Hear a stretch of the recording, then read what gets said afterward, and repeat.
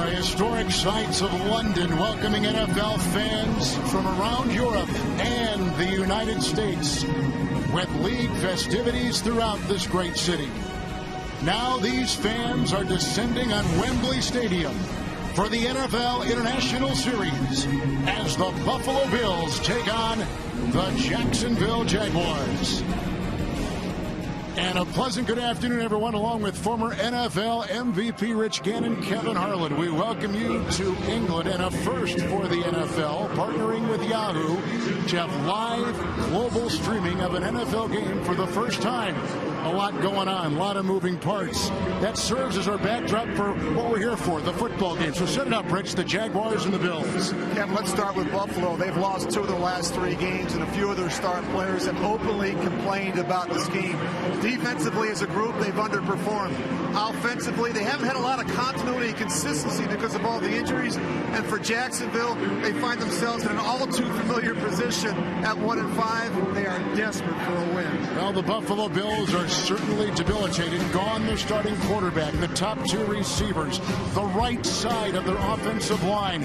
A terrific young player in running back Carlos Williams, and one of their best defensive players in Kyle Williams. Rich, a lot to absorb there for Buffalo. Yeah, it's not going to be easy for Manuel, who had an up-and-down performance last week, but he should be a week better. The only problem is they're so beat up around him, and that's why he's really going to have to rely on LeSean McCoy and Charles Clay. And I think really McCoy's the key because he can do so much for a young quarterback, and not just on the ground, but through the air as well. And I think Charles Clay is having a terrific season. He already has 31 catches, second among tight ends. He certainly gives them speed and versatility at the tight end position. All right, the Jacksonville Jaguars have lost 4 consecutive games, but if there is hope, it rests with their quarterback, Blake Bortles. Yeah, Kevin, he's put up some big numbers the last few weeks. He's a talented young player who's not afraid to take chances and push the ball down the field. He's already thrown 13 touchdowns. And he'll get some help today as TJ Yeldon returns to the lineup after being out last week with a groin injury. They need better production from their running game. Let's go to our PA announcer, Alan Roach. Ladies and gentlemen, please stand and kindly remove your hats as we welcome the Ohio State University Marching Band and opera soprano Laura Wright for the U.S. National Anthem.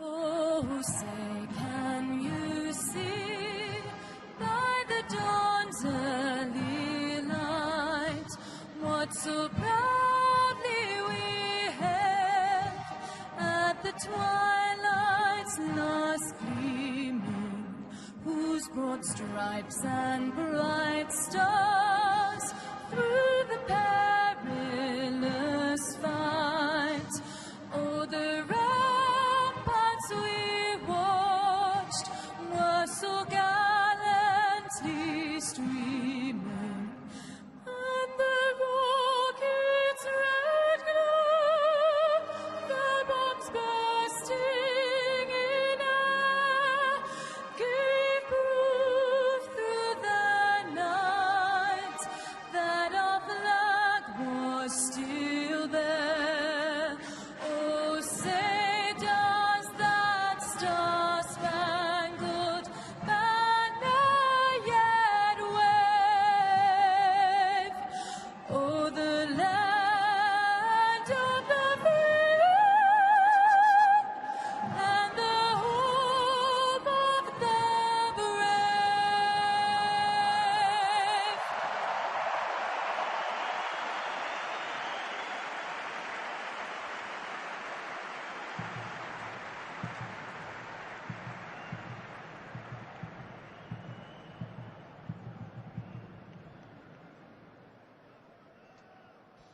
Please remain standing and join us for the national anthem of the United Kingdom. God Save the Queen.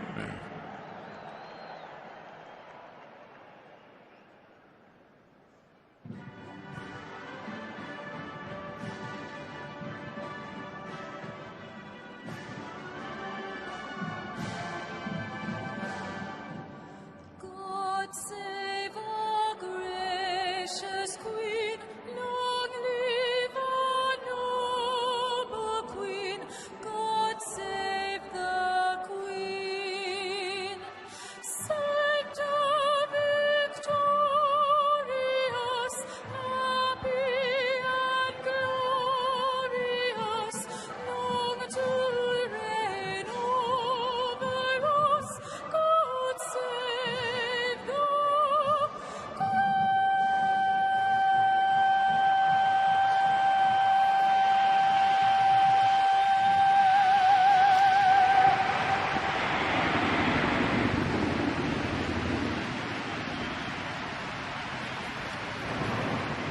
the third member of our crew in London today, Jamie Yeldon. Kevin, two very different approaches in terms of travel for these teams coming overseas. I'll start with the visiting Buffalo Bills. Head coach Rex Ryan put his team on a plane Sunday after their game. They arrived Monday morning, gave the players Monday and Tuesday off, went to work on Wednesday. The players told us they felt like their sleep had regulated by midweek. Now, as far as the Jacksonville Jaguars, complete opposite end of the spectrum. Although they've done this a time or two before, head coach Gus Bradley put the Jags on a flight Thursday evening. They arrived in London just over 48 hours ago. However, as I mentioned, they've done it a bunch of different ways. He felt confident about their sleep and energy coming into this one. Jamie, thank you very much. I don't know, Rich, if there is one way or another that is good or bad, but these teams continue to work on the travel overseas and perfecting it each and every time. This is the 13th game. As you take a look at our weather, 54 degrees. We had rain yesterday in London, not today. It's perfect football weather. Today's game is being broadcast in Spanish. We're available using the SAP button on your television. With a look at Rex Ryan, and he has had some criticism from an unlikely source, Rich, this week, his players. Yeah, I think he was surprised a little bit, Kevin. I think the team is frustrated. I think in particular the defense, and I can tell you this, Rex Ryan told us on Friday they're going to be aggressive. They're going to get back to playing their style of football, and I think it's attacking and getting after Blake Bortles early and often. With a look at E.J. Manuel, the third-year quarterback out of Florida State. As a starter, 6-9. We've had the flip of the coin. The Jaguars won. They have deferred, so the Buffalo Bills will receive. And deep back is Boom Herron out of Ohio State. Ironically enough, the Ohio State marching band performed before the game. They will perform at halftime. And to kick it off for Jacksonville, Jason Myers. The Bills, the Jaguars from London, and away we go. Boom Herron into a pile and brought down by Demetrius McCray. It is a 27-yard return. This takes us to E.J. Manuel, second consecutive start. Kevin, he has to come out and cut it loose. I thought last week he was cautious. I don't think he wants to make a mistake. Remember now, this is a quarterback that was a first-round pick 3 years ago.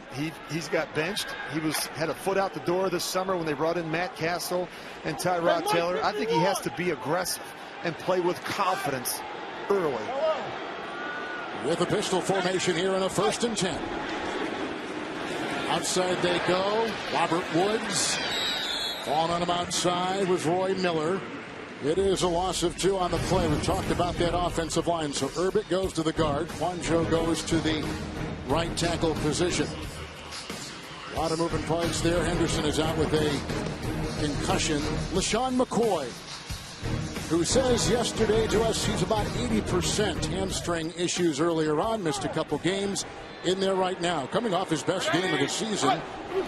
90 yards against Cincinnati. McCoy. And blockers ahead. With the tackle made by Chris Clemens, who gets the start in the defensive line. It is a 14-yard catch and run. He's up to the 36-yard line. And a first down. We just mentioned Clemens at one side. Tyson Alualu will be in the middle. And he gets the starting role today in place of Derek Marks, who started last week after coming back. Paul Postlesny leads his team in tackles. He's terrific.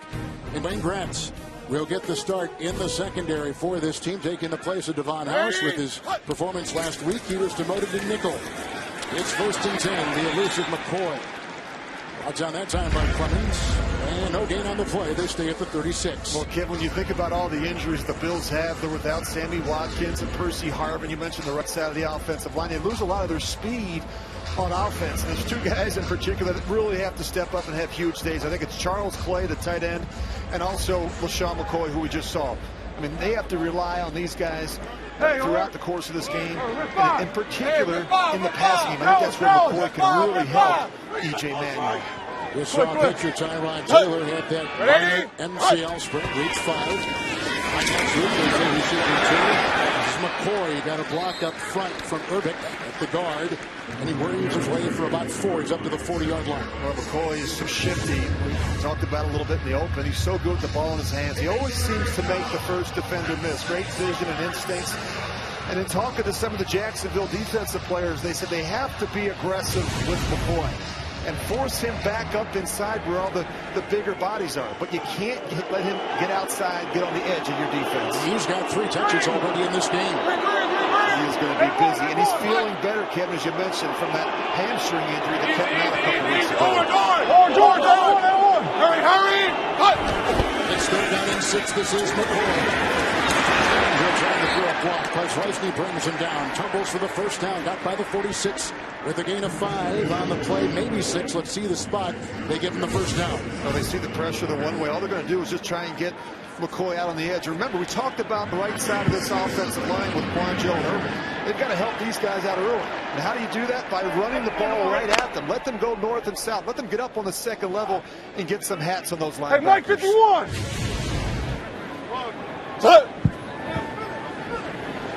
Ready? What? Pass Hogan with coverage on the play provided by Aaron Colvin in the Jaguars secondary. You've got to help out the quarterback. And hasn't played a lot this year, and it's imperative that Hogan and Woods, I think, had big days. Kevin, we talked to Greg Roman on Friday, and he said both Hogan and Woods have been with them since day one, both extremely diligent, bright guys, and they're going to do the right thing. They have total faith in both of these players. They're not going to change the plan much in terms of the passing game. This won't be able to get down the field as easily. Boone Herring has come in for this 27th ranked offense. 2nd down and 10.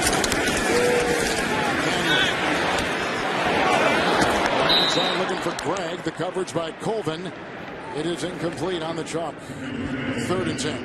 Kevin, when you really study E.J. Manuel, at times he's late with his eyes. And I think at times he doesn't play fast from under center. And I think that you watched him a little bit last week. He'll make some great throws, and he'll come back and miss some throws. Part of it is his mechanics, which we talked to him about on Friday. I think he's trying to become more compact. But when you're late with your eyes, we always say if you wait, you're late. Sometimes he wants to make sure he sees it. And if you wait, you're going to be late with throws, especially the out-breaking routes outside the numbers. 3rd down and 10. McCoy was back in. Here's the throws. You saw the result. The pressure was there. Clemens coming up the middle in his grill. And it will be 4th down.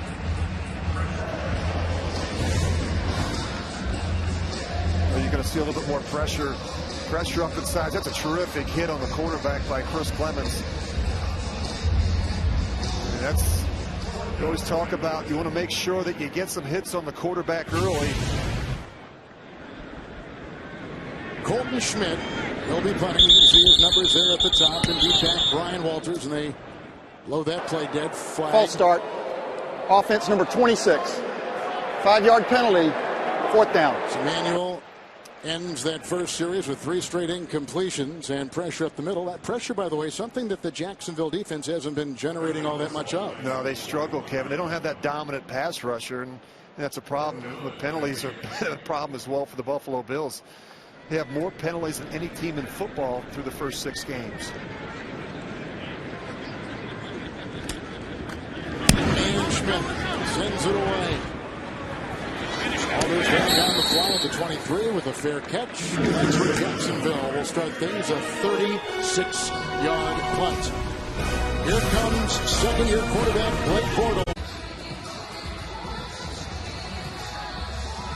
Blake Bortles is number 5 in touchdown passes in the NFL, number 7, Rich, in passing yards. Yeah, you can already see the improvement with this young offense from a season ago. The yards a game are up significantly, as well as the numbers with their young quarterback. Yeldon is back. He's missed the last game. With the first down and 10 from the 24. And he's grabbed inside by Corbin Bryant. He replaces Kyle Williams. It is a gain of 3, and he's up to the 27-yard line on that offensive line. Their best lineman, Brandon Linder, is out with a shoulder injury. So rookie A.J. Cann will make the start again at that right guard. And we just mentioned Yeldon. He is back. Leading rusher on this team, and the 4th leading rusher among rookies in the NFL. 2nd down and 7. Yeah, 52's right. 3 and Duke Williams with a terrific play on a pass intended for the tight end. Incomplete. Corbin Bryant, as we said, takes the place of Kyle Williams. Kyle's got the knee, but they miss him up front. High-priced defensive line. Preston Brown continues to impress. And Corey Graham is the #1 tackler among NFL defensive backs. Here is a 3rd and 7. They need the 34. He gets the pass out. Flag is thrown. Hearns makes the grab right in front of Gilmore. Holding offense number 76. 10-yard penalty, 3rd down. It's Luke Jokel, the left tackle. You got a good look at Luke Jokel right there in the left tackle position, and he's in good position. Just gets bull rush, and you can see him grab Jerry Hughes. This is a defensive line that led the National Football League a season ago in sacks. So this offense of Jacksonville comes in number 15 in the NFL. 53. Take on the number 18 defense in the league of Buffalo. It's 3rd and 17. These are the situations you want to stay ahead of against the Rex Ryan coach defense. Williams chasing. Bortles wobbling and incomplete as he was looking for Hearns at about the 42 with the coverage by Gilmore.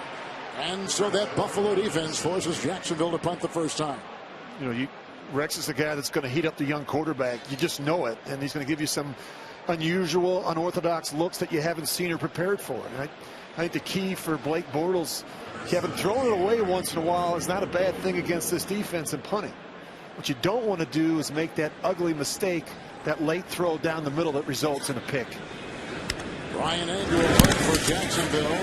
This was a bad punt. Darius Morris back there, landing at the 46, hang down the 3-4. That won't get it done. And so a 40-yard punt, second possession coming up for the Buffalo Bills. LeSean McCoy last week with his best effort at 90 yards on the ground. Yeah, first game back with the hamstring injury and didn't disappoint. 17 carries, Kevin, 90 yards and a touchdown. And many of their big runs, when you really look at the next-gen stats, came off the right side. In fact, 14 of their 17 runs were to the right. And that's because they want to pull Richie Incognito, their left guard. And many of McCoy's runs get bounced to the edge where he can use his speed. Trust me, Jacksonville is aware of these numbers. They've talked all week about forcing McCoy back up inside. They have to set the image against McCoy. For the first and 10, once again, here is LeSean McCoy, who got in a trade with Philadelphia. He's tackled in the secondary by Josh Evans on a gain of 6. By the way, the way we handle the next gen, the 2 tracking devices on every player, recording every movement by those players, 1 on each of these shoulder pads. It's incredible technology, and I think it allows us to be able to really track what's going on with the players. But also, Ken, I think at some point, even for the teams, to be able to go back and look at some of this information, which I think is fascinating over the course of a season. I will put one on you. Self-scout. It's important to self-scout. I want to know where LeSean McCoy is going. Believe me, Jacksonville is well aware of number 25, and he is getting closer. We talked to him on Friday. He had that hamstring injury. It's really bothered him going back to training camp. And he said that he had some setbacks in practice where he would open it up a little bit, then he'd feel it tug a little bit. So they've been monitoring his reps the last month. But look at the difference with and without him in the lineup. And I think that you look at the yards a game, look at his impact in the passing game. But most importantly, how about points a game with him? 30 points a game without him.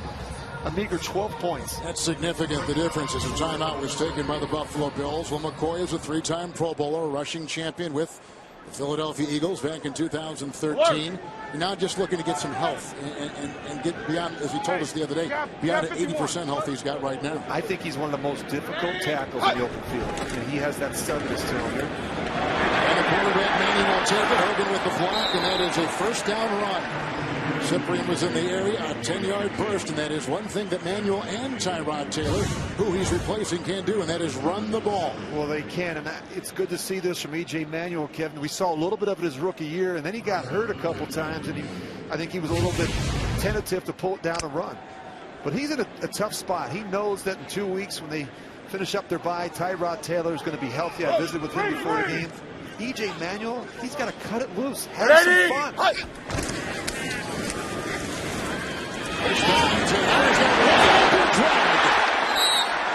At the 12, makes the grab. Chris Gregg is out of Arkansas, picks up 29 yards to the 11-yard line of the Jacksonville D. This is a really nice route. You love it because you're going to have a single high safety, but check out this route. He's going to go out and then he's going to work up the field. But what he does, he gets his width and depth at the same time, keeping himself away from the safety in the middle of the field. And E.J. Manuel does a nice job holding the safety with his eyes. Terrific throw and catch. Wildcat, and it hit the crossing in-motion receiver. That was Woods. They had taken the quarterback Manuel and put him wide to the bottom of the screen. And then watch as Woods crosses. What happens is you have a player in a position, LeSean McCoy. He's responsible for the cadence, Kevin. He doesn't do a lot of this, right?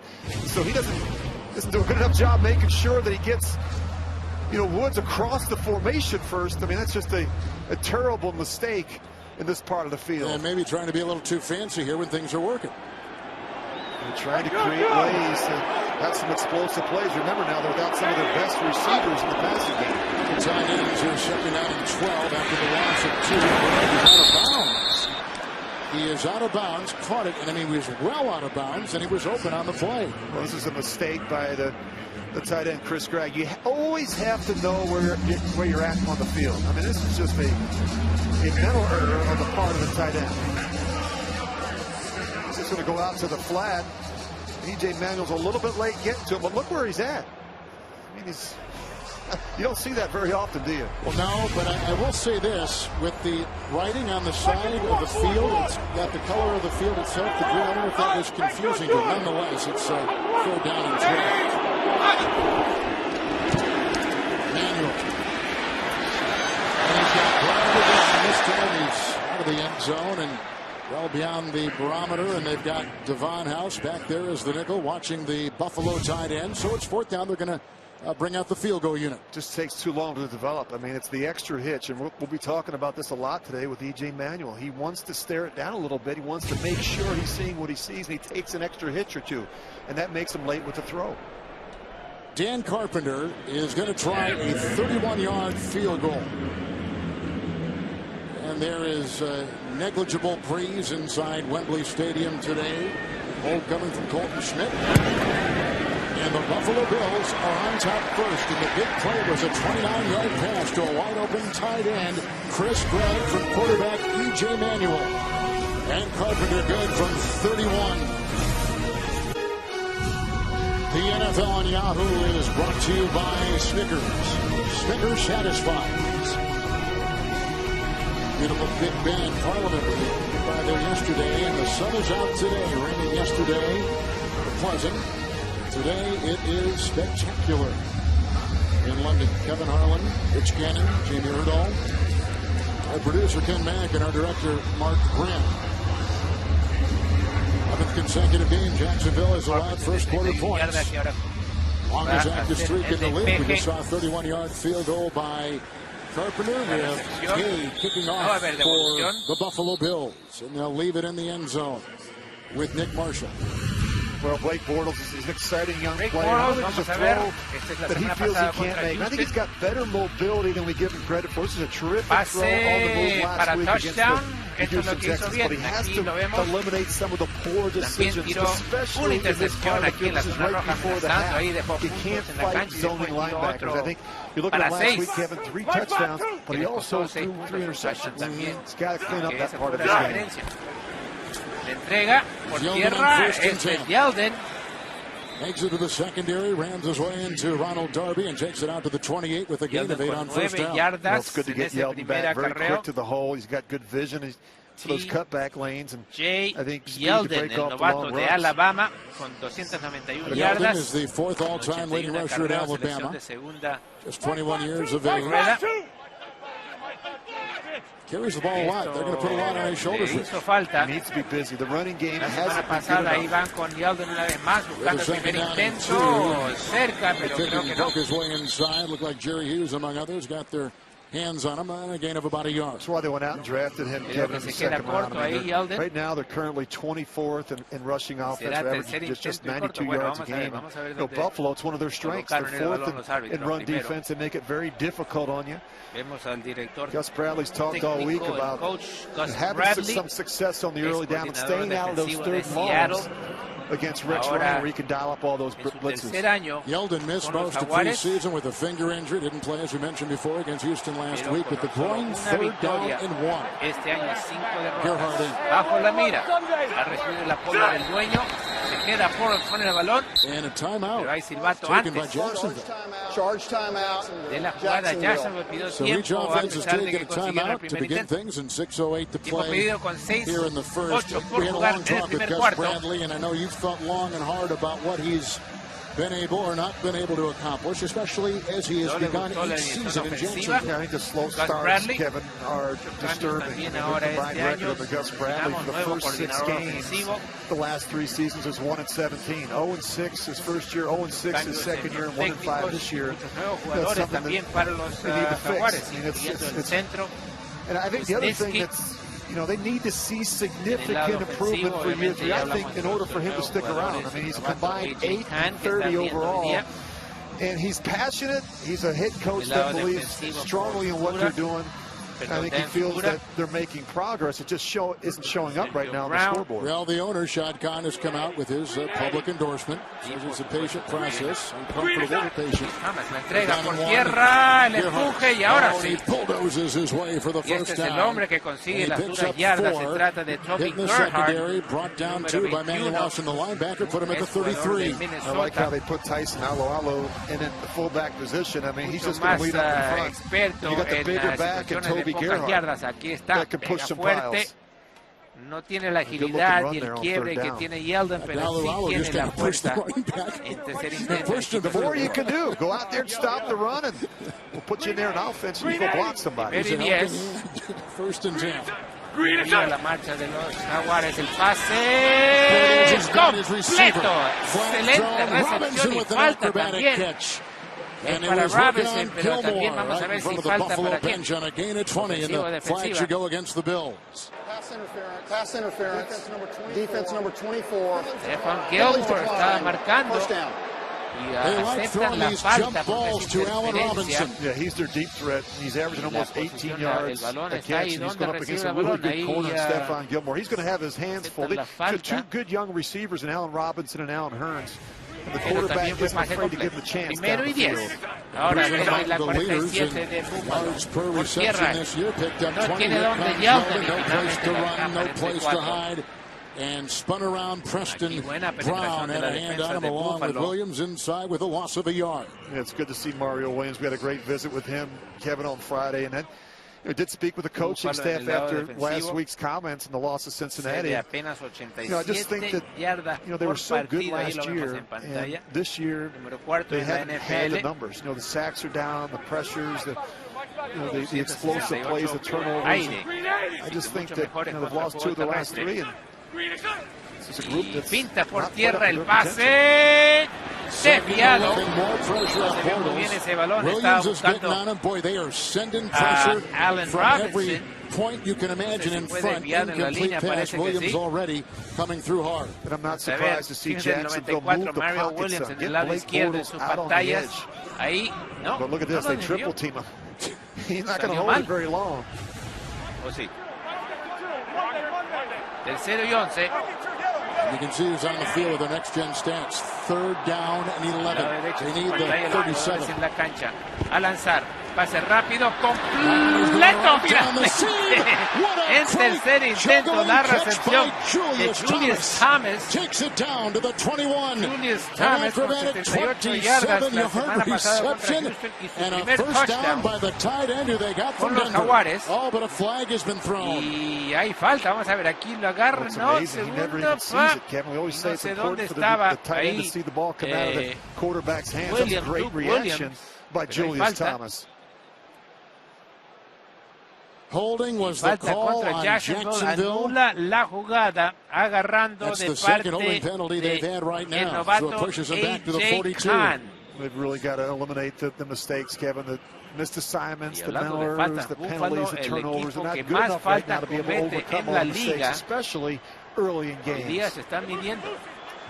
Y es los Jaguares con una falta importante ahí, que anula una buena jugada ofensiva. Was alert for screen or draw in this situation. Obviously, no back in the backfield. Look for something. A lanzar, Bortles, la finta, el pase peligroso.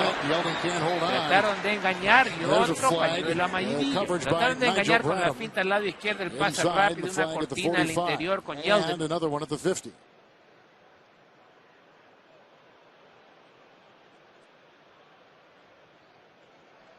Muchos hombres en la cancha. No. Dos faltas. They're both against the There are Jaguars. 2 fouls on the offense. Pass interference, number 89. That penalty's declined. Ineligible man downfield on the offense. Number 60. That penalty's declined. 4th Dos down. faltas ambas rechazadas. Let's call it double whammy when you have 2 on one play. That's what the coaches say when you come to the sidelines. Go stick your head in the bushes. Balones se había adelantado. Los linieros no pueden adelantarse para bloquear, avanzar hasta que suelte el pase. Ahora el despeje de parte de los Jaguares. And Denarius Moore played his college ball at Tennessee, is under it with the fair catch about the 20. Good hang time and a 38-yarder. 3-0 el marcador, Búfalo, la ventaja mínima, volvemos. Dice el amigo, bienvenido una vez más al Londres.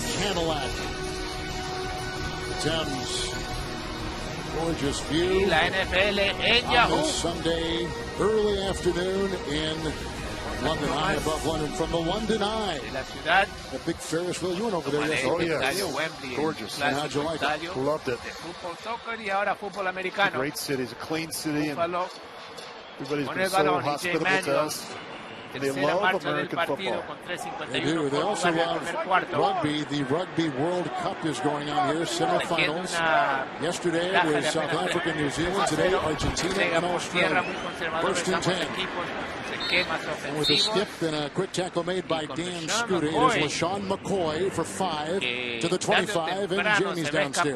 Kevin, something to keep an eye on for you guys in the Jaguars secondary. Josh Evans, who was a starting free safety, getting a lot of work done on his neck and shoulder area. They initially enlisted him as questionable to return with a stinger, but we see he is back on the field. Good for him and good for Jacksonville. 6th round pick out of Florida 3 years ago. Here's a 2nd down and 5 for Manuel. En el lado defensivo, 2nd y 5. Voy atrás, la finta, a tirar. Tiempo, pero bajo presión y finalmente Manuel ahí hace, a pesar de que es una jugada negativa, es lo más inteligente y se traga el balón al cuadro con la captura. Well, you go back and look at the stretch play. I mean, it's play action. They're trying to get the ball down the field to the tight end. Not a lot of places to go. Primera captura. I'm going to watch Clay, and he's a guy that do a really nice job moving him around running these crossing routes. You see Yeldon Smith, he's right there. Coverage set for Jacksonville. Find in the secondary, 3rd and 14. They need the 30. Tercero y 14. A lanzar, pase desviado en la línea. Some terrific defensive play here by Derek Marks. He made his season debut last week at ACL, remember, late last year. 3 and out, Buffalo is going to punt. Ahí lo vemos al lado del izquierdo, cuando ve que no tiene la penetración, salta It all starts with their defense lines where they spent the money. So Derek Marks, Chris Clemens, Alualu, Jared Odrick. Cyrus Quintillo, el hombre de Camerún. The punter is Colton Schmidt, and deep back is Nick Marshall. Nick Marshall, a year ago at this time, was playing quarterback at Auburn. And he slips, the ball's out of bounds with a terrific hang time. They were down there, 56-yarder by Schmidt. Blake Bortles will get another shot at it. They've had it twice. They punted both times. 2:13 first quarter from London.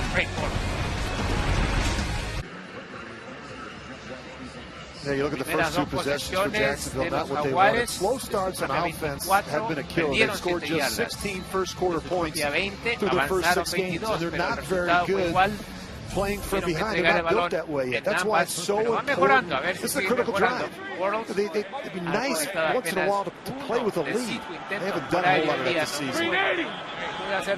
And Pauly is on the defensive line for Buffalo. It is a first down. La finta al corredor, el pase completo. Excelente pase, ahora sí. Para Hearns. Aguantó en el bolsillo Bortles porque sabía que iba a recibir el golpazo. Y Hearns, 22-yard gain. el mejor receptor del partido del equipo con 4 touchdowns, 460 yardas en la temporada. Vemos aquí, van a cruzar, él se movió al lado derecho y después regresó al lado izquierdo aquí. El hombre que tiene que venir desde el otro lado para marcarlo no llega. A lanzar una vez más, el pase completo. Esta vez es para Allen Robinson, así que Hearns y Robinson, las dos promesas como receptores para los Jaguares. Aquí Robinson con un quiebre simple hacia la banda y la tacleada por fin de parte de Corey Graham. You take these two young receivers, youngest teammates to register 4 plus receiving yards through the first 5 games. Por primera vez en el partido, Blake Bortles y por el juego aéreo, Yeldon no ha funcionado. Ahora entregan para Yeldon, que busque espacio, se escapa y finalmente hace algo positivo por el esfuerzo individual, porque le habían cerrado el paso. Well, we talked about getting better production in the running game. That should help get TJ Yeldon back. He was throwing it 65% of the time, and I know Greg Olsen doesn't want to do that with a young quarterback, but it's tough. Both these teams, Kevin, have dealt with injuries on offense. It's tough when you don't have your starting running back. Derek Carr ahí Oakland el año pasado y ahora tiene a Blake Second down 5. Segundo y 5. Yeldon una vez más, ahora sí con espacio, primer intento y mucho más para TJ. Estamos llegando al final del primer cuarto. Los Jaguares amenazando ahora por aire y por tierra. Ven el bloqueo. El ataque derecho va a jalar hasta el otro lado y bloquear el apoyador que viene ahí para marcar de ese lado y abrir de esa manera el espacio bloqueando a Nigel. 3-0 el marcador, pero los Jaguares amenazan. You can see they've highlighted the plays of 20 yards or more. Bortles terrific in that category. Only Dalton and Palmer and Rivers have more of those kind of completions than him this year. That's pretty good company, yes, Kevin. It is. He really throws the deep ball well, and he has a couple young receivers in Robinson and Hearns that will go get it. So after their defense forced a Buffalo 3 and out, completions of 22 to Hearns, 23 to Robinson, a 12-yard run by Yeldon. 1st and 10, starting the second quarter. Quarterback will take it himself. He was clubbed as he worked past the 10-yard line by Duke Williams out of Nevada with a gain of a yard to the 10. He can and he will run with the football. I think he's able to make some plays with his feet. You don't think of that because he's such a big quarterback. I think he's got some better mobility than you think at the quarterback position. It would surprise some people. There's Shad Khan there right in the middle of your screen. He was honored before the game today. He is as important a member of this expansion into the UK, into London, as any NFL owner is. He has volunteered his team. He is leading the charge. 2nd down and 9. As Jacobs in front, one of his tight ends who offered a block, and then he throws it away wisely. Incomplete. 3rd and 9. Well, again, they're going to move the quarterback, and they're trying to get the tight ends to the corner of the end zone. Great coverage here by the Bills. They're not going for it, and Bortles does the next best thing. He just throws it away and moves on. Kevin, you mentioned Shad Khan. He's looking for a sweep this weekend. You know, his other football team won yesterday in dramatic fashion. Fulham beat Reading 4-2. They were down 2-0 at the half. 4 unanswered goals in the second half. You know, I'm a big soccer fan. Did you just say, Neil? You got a daughter. You got a daughter who plays some soccer. The great schools out east. Bucknell, 3rd down 9. Quick throw down to the 1. Did he get across? They call it a touchdown. They call it a touchdown and a laser throw. Bortles to Robinson. The lunge, the reach, and a 10-yard strike. And Jacksonville has taken the lead. They're just going to run the little quick slant. This is a really nice throw by Blake Bortles. No one in the middle of the field. They're going to pressure him, and he gets it up and down quick. And that's the beauty, Kevin, of having these bigger receivers that can work in the middle of the field. You look at the size of Allen Robinson. He's 6'3". He's 220 pounds. That's tough on a corner like Stephon Gilmore. Working on Gilmore. Here's the extra point. Myers puts it through. 7-3 Jacksonville. A 73-yard drive. Long completions. 22 to Hearns. Through the air, 23 to Robinson. The Yeldon run of 12. Then the lunging touchdown by wide receiver Allen Robinson, who is a very physical receiver, as Rich was just talking about, with 6'3" height, big catching radius. Oh, Rich, for a guy that long. Kevin, I love bigger receivers as a quarterback, especially on those inside breaking routes where they can use their body to shield off the corners.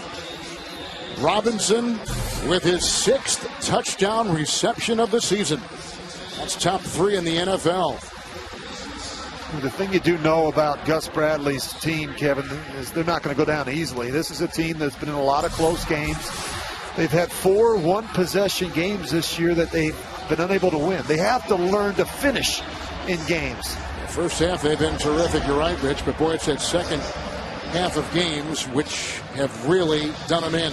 Well, how about last week? I mean, they entered the fourth quarter at home with a 14-10 lead over Houston, only to have a disastrous 4-minute stretch. They give up 2 quick touchdowns on defense. Bortles threw a pick 6, and they wind up losing 31-20.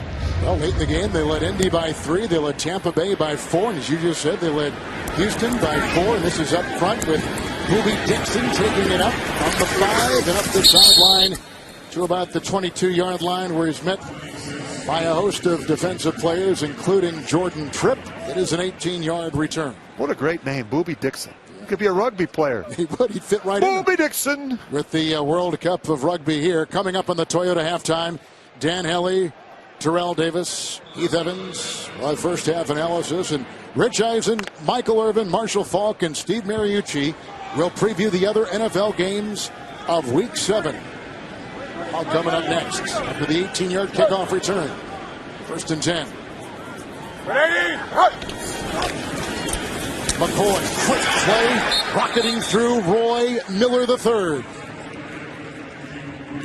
Been very reliable, leads the defensive line in tackles for the Jaguars. Look at the penetration. Roy Miller's right over the nose. I mean, he just shoots that A-gap between the center and the guard. He goes right around the center, Eric Wood. And LeSean McCoy has nowhere to go. Ready? 2nd and 13, they blow that dead. You got an offensive penalty here. False start. Offense number 71. 5-yard penalty. 3rd down. It's time for someone to do some push-ups. I mean, it's amazing. Is that what they'd make you do, huh? Well, that's what Rex said. That was his deal. He wanted to do some up-downs. Look at these penalties, Kevin. It's amazing. They've played the Bills through their first 6 games. They already have 62. It's for over 580 yards. And what's interesting is you look at their wins. They're averaging a little over 7, and the losses, 15.5. Hey, no, go, After their 2nd false start penalty, 2nd and 18 low, but scooped in right there. Evans jumping on top of the receiver, Robert Woods. He now has 37 consecutive games with the reception. He picks up 9.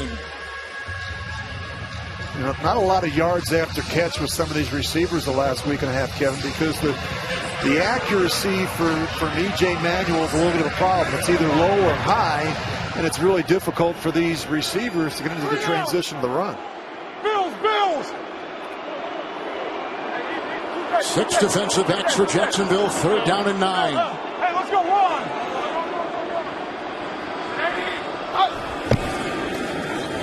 Here they come, the blitz is on, the ball is free, and it's picked up on the play by Brown, and you can see him tumbling in, and it was grabbed eventually by Clemens, who takes it in for the Jacksonville touchdown.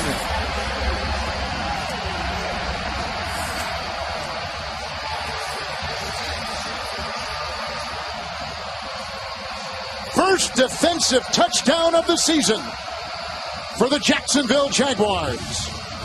Well, you got to know in this situation that the pressure is coming. And E.J. Manuel is going to get hit right in the face. You see Colvin coming off the edge. He's going to get the shot on the quarterback. He's not even expecting it. The ball comes out. And Sergio Brown is right there. He tries to get it. Ball's bouncing around. Chris Clemens gets the touchdown, but E.J. Manuel's got to do a better job seeing the blitz in this situation.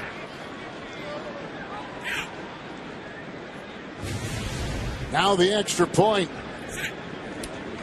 As the Bills were rocked here early, 14-3. Jacksonville with 12:21 to go. They've scored. The Jaguars have 2 touchdowns in a minute 44. They've done it on offense. Then the defense comes to play. Their first defensive touchdown of the season. 91. There he is, 33-year-old Chris Clemens, who has been a player that has played in Seattle. He has been racking up some sacks with Jacksonville. He did not participate in the offseason workouts, which was a little bit disconcerting to the staff. But boy, has he shown up in a big way here in London today with the fumble recovery, his second career touchdown in his 153rd career game. 6-yard return. Well, if you're E.J. Manuel, Kevin, you have to quickly turn the page and move on from the mistake. You can't do anything about it now. And the great ones are able to do that regardless of the situation. If it's a touchdown pass, if it's an interception, if it's a sack fumble, to quickly move on. This is an important drive for E.J. Manuel and the Bills. A good look there at Tyrod Taylor. Spoke with him before the game. He says he's going to be ready to go. He practiced a little bit this week, but didn't feel like he was 100% able to go today against the Jacksonville Jaguars. All right, the touchback to the 20-yard line after the 6-yard fumble recovery return for the team. Picked off! It's grabbed by Smith. It is a pick six!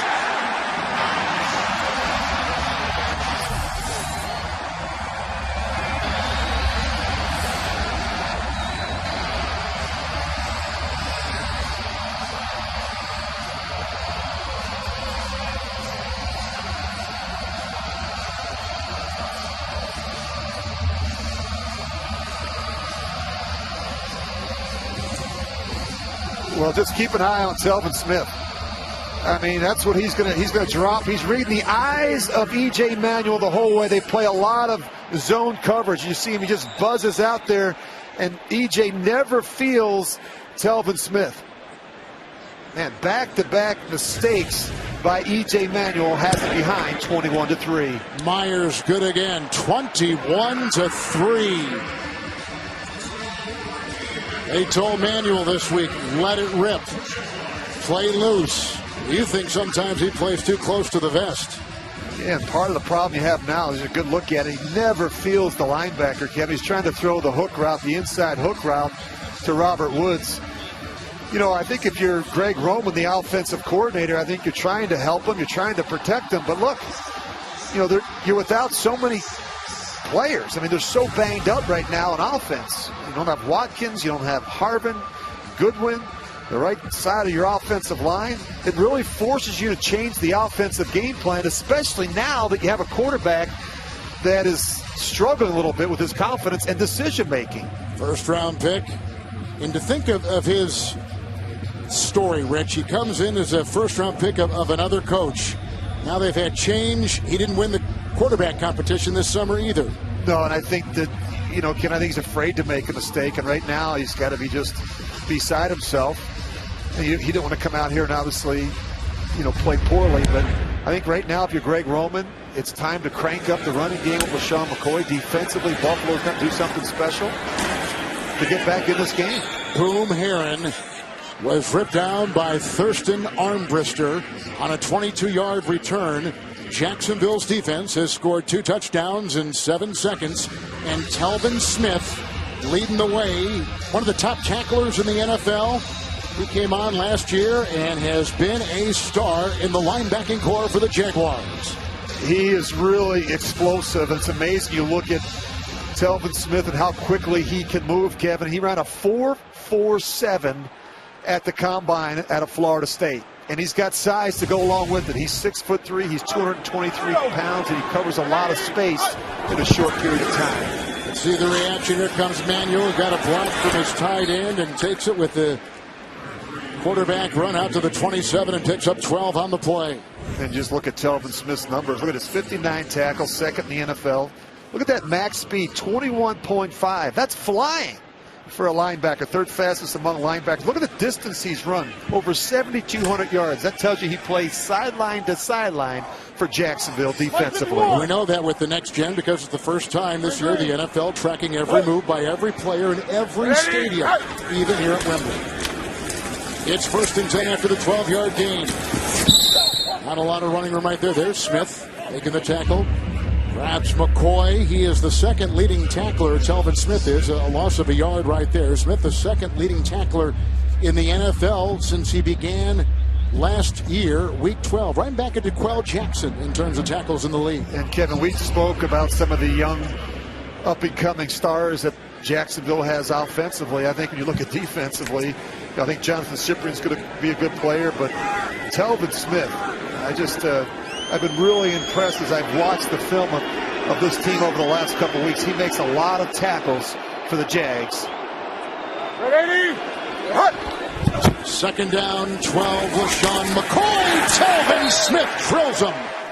He got him back at about the 20-yard line. It's a loss of 4. Smith is everywhere this afternoon. Well, he just got a nose for the football. I mean, look at this. Just runs around the blockers, and LeSean McCoy has nowhere to go. It's unusual, Kevin, to see a linebacker that has that speed.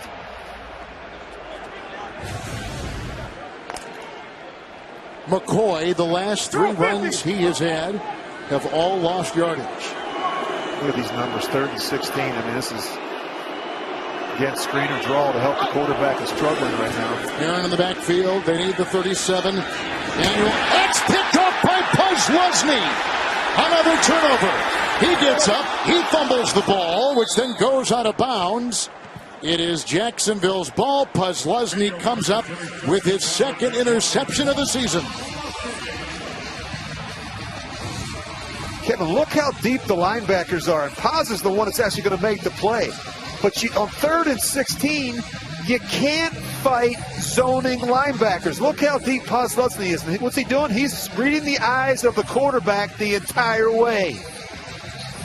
Kevin, I'd make a change at quarterback. The problem is they just brought in Josh Johnson this week. They only have 2 quarterbacks dressed for the game. Rich, this is Josh Johnson's 4th different team this year. Cincinnati, the Jets, the Colts, and now the Bills. So the Jaguars with 3 takeaways in less than 2.5 minutes. They had 3 altogether coming into this afternoon. You look at Josh Johnson. He's got the plays on his left wrist. I mean, he's still learning the playbook. I mean, and that's never comforting. Jeez, oh man, what an ugly start for E.J. Manuel. Bortles 1st and 10. Yeldon into a thicket, not much there, down to the 32, and picks up 4. It's amazing, Rich, how some of these things can just turn a game, a pick, a fumble recovery, and that's at least what it's done so far for Jacksonville. Yeah, I was really expecting Manuel to play better this week, Kevin. You know, he's very conscientious. We talked to the coaching staff on Friday. He walked through every 3rd down play on Thursday night after meetings with an assistant coach in one of the ballrooms at the hotel. And it's not like he doesn't understand it. He's making some poor decisions in critical situations. It's a 2nd and 6. Mario Williams with pressure. It's off to Lewis. He's grabbed from behind by both Bradham and Hughes and takes him down to the 28 with a gain of 5. A catch and run. Mercedes Lewis. Well, he is a big tight end, Kevin. 6'6". He's 275 pounds. To find a way to get him the ball a little bit more in space. When we think of Julius Thomas so much, you're going to see Lewis. He's in there initially blocking, and then he just slips out. Tries to get in behind those big offensive linemen down the field. That's kind of what he's known for, isn't he? He's walking. He is an inline player. He can move you at the point of attack in the running game. 3rd down 1, Yeldon. Blocked by Julius Thomas. There was a block inside, thrown by Bortles, and it's a touchdown run by Yeldon. 28 yards. St. Bortles on the offensive line. Open the way, and they cash in on the interception thrown by Manuel.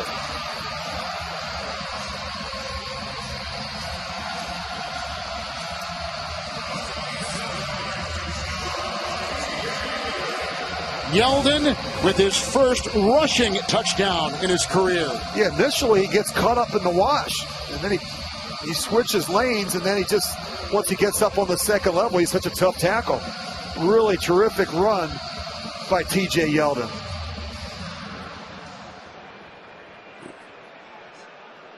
They're going to review this to see, as they review every scoring play, where was his knee and when did the ball cross.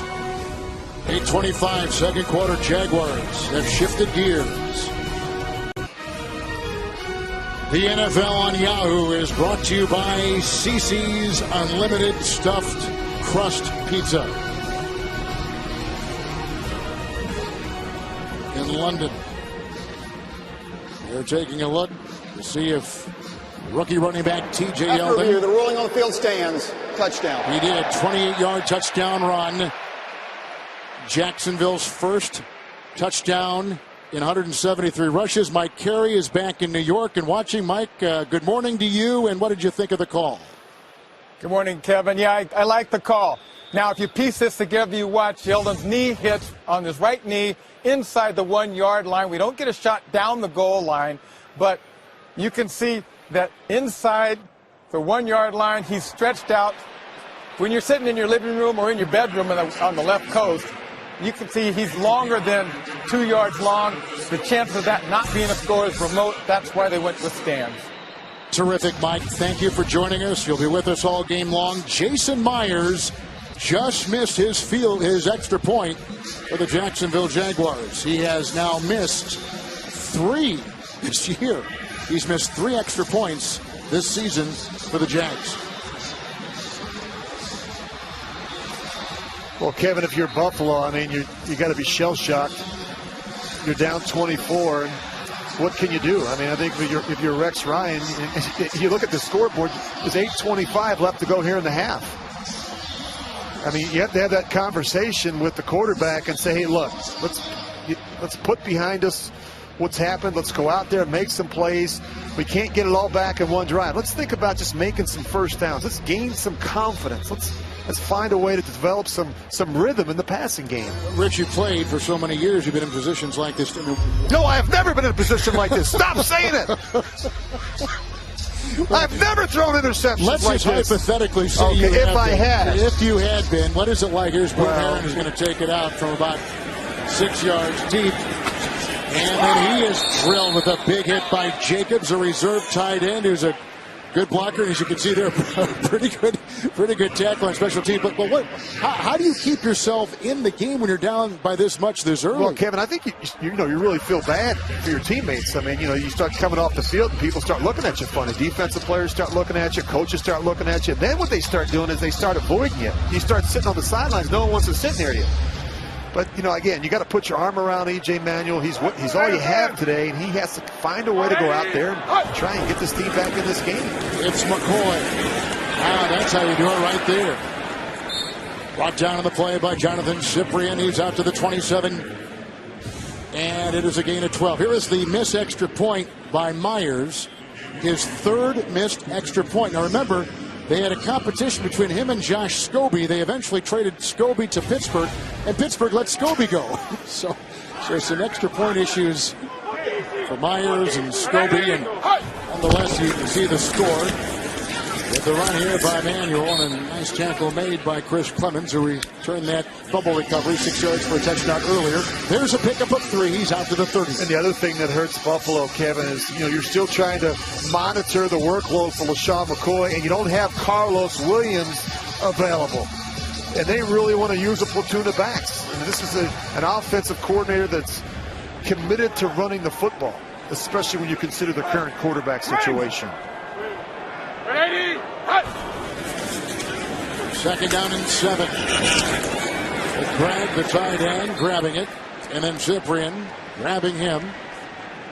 Make that Charles Clay. Clay is the one to grab it across the middle. Clay with the pickup about 8 yards, and it is a first down. And they have to find a way to get him the ball a little bit more, Kevin. Since week 3, he's had 24 catches. He's been on a roll. Gives them some speed at the tight end position. First catch for Clay.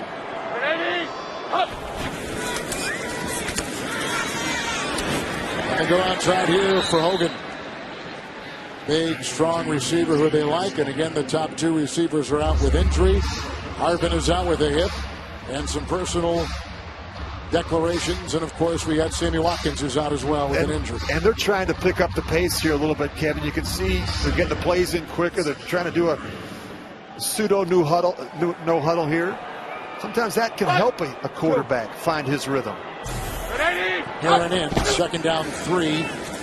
Boom Heron. Ceiling block outside. There's a gain of about 5. He's out to midfield. And he's got a first down.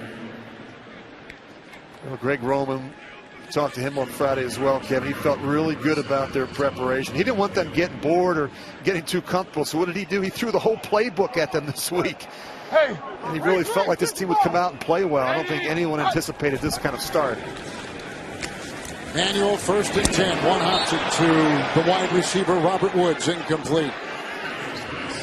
This is an offense, Rich, that has used a league-high 30 different players on offense this season. No, you don't see this too often in the NFL, Kevin. I mean, just missing a one hop and a ball to a receiver, wide open Robert Woods. I think part of it is his footwork. I think at times he gets rushed and he hurries throws, and he either misses low or high. I mean, accuracy issues have been a real problem for E.J. Manuel. With a second down and 10. Run down to the 47-yard line. LeSean McCoy, and around his ankles he found Cyprian with the gain of 3.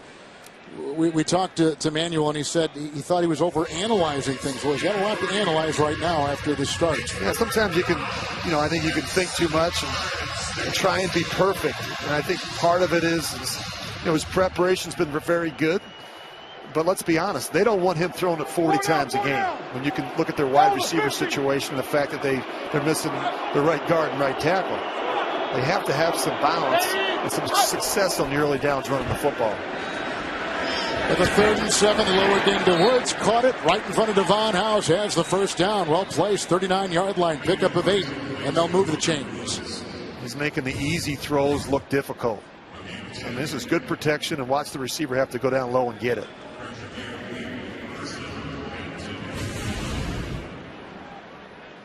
Hey, girl 55. Ready? 55. First down and 10. Get her on Quanjo. Woods on the side, shoved out of bounds by Aaron Colvin. It's a first down reception. They're down to the 27, a pickup of 11. And this is an offense that I think E.J. Manuel can be very productive in. Remember, he was excited when they hired Greg Roman because Greg Roman had all that success with Colin Kaepernick early in his career. And I think E.J. is a similar type player, Kevin. He's got some pretty good mobility. He's got a lively arm. But he has struggled a little bit functioning like Kaepernick from the pocket. Hey, Mike 50, trio. First down and 10. And McCoy brought down immediately by Dan Scuda. Played last year with San Francisco. Started 11 games. It is a gain of about 2. Down to the 25. Manuel's telling us he worked out with Steve DeBerg in the offseason. Yeah, he did. And I think that's a good thing. I think more of these players, Kevin, as we go around and visit the different teams, they're taking the time to go grab someone in the offseason. They're not allowed to work with the coaches. So, DeBerg's a guy that I think really helped him. He actually moved in with him. He spent the better part of the offseason down there in Tampa living with Steve DeBerg. Second down, 8. That's right on the screws, and it's caught by Chris Hogan. He's brought down by Josh Evans. That's a pickup of 9, so he's marched downfield. Clay with a catch of 8, Hogan 7, Hogan with 9, Woods for 11. And DeBerg, as you mentioned, Kevin, he really worked on E.J. Manuel's throwing motion and his mechanics. A little bit of a less of a windup and trying to be more compact. The other thing is, as you study him, he held the ball with the nose out as opposed to down. Right. Kind of an unnatural and unusual position. Girl 55. Manuel 1st and 10. And going for the end zone, and Woods, touchdown! Working on Grotz, who got the start today for the demoted Devon House. What a throw, a 16-yard, beautifully placed touchdown pass by E.J. Manuel. What a terrific throw in the back of the end zone. I think he gets that right foot in. He beats Gratz there. But nice job by E.J. looking off the safety and then throwing a little go route and putting a little arrow in it for Robert Woods. Well, they needed that in the worst way. It's a good drive and a good series for Buffalo. Ridge, you called it as they were going, as they're taking a look at the scoring play once again, but the no huddle, speeding up the offense, quick hitters, and it got him in rhythm. Yeah, just getting his confidence back, Kevin. He was actually 6 of 7 for 60 yards on that drive. Just keep an eye on the right foot, whether or not it touches the paint. Boy, it's really close. I think I see green, though, between the foot and the chalk. As they now will review. Viewing a 16-yard touchdown pass, Manuel to Woods, 2:46 in the second. The NFL on Yahoo is brought to you by Applebee's All-In Burgers. Westminster Abbey. After review, the rolling on the field stands. Touchdown. 16-yard touchdown pass. Manuel to Woods coming back after what were 3 consecutive scores by the Jacksonville Jaguars. A couple on defense. And a touchdown run at 28 by Yeldon. They got their own 16-yard touchdown pass right there. Changed the rhythm of their offense, as you talked about. And now the extra point coming from Dan Carpenter.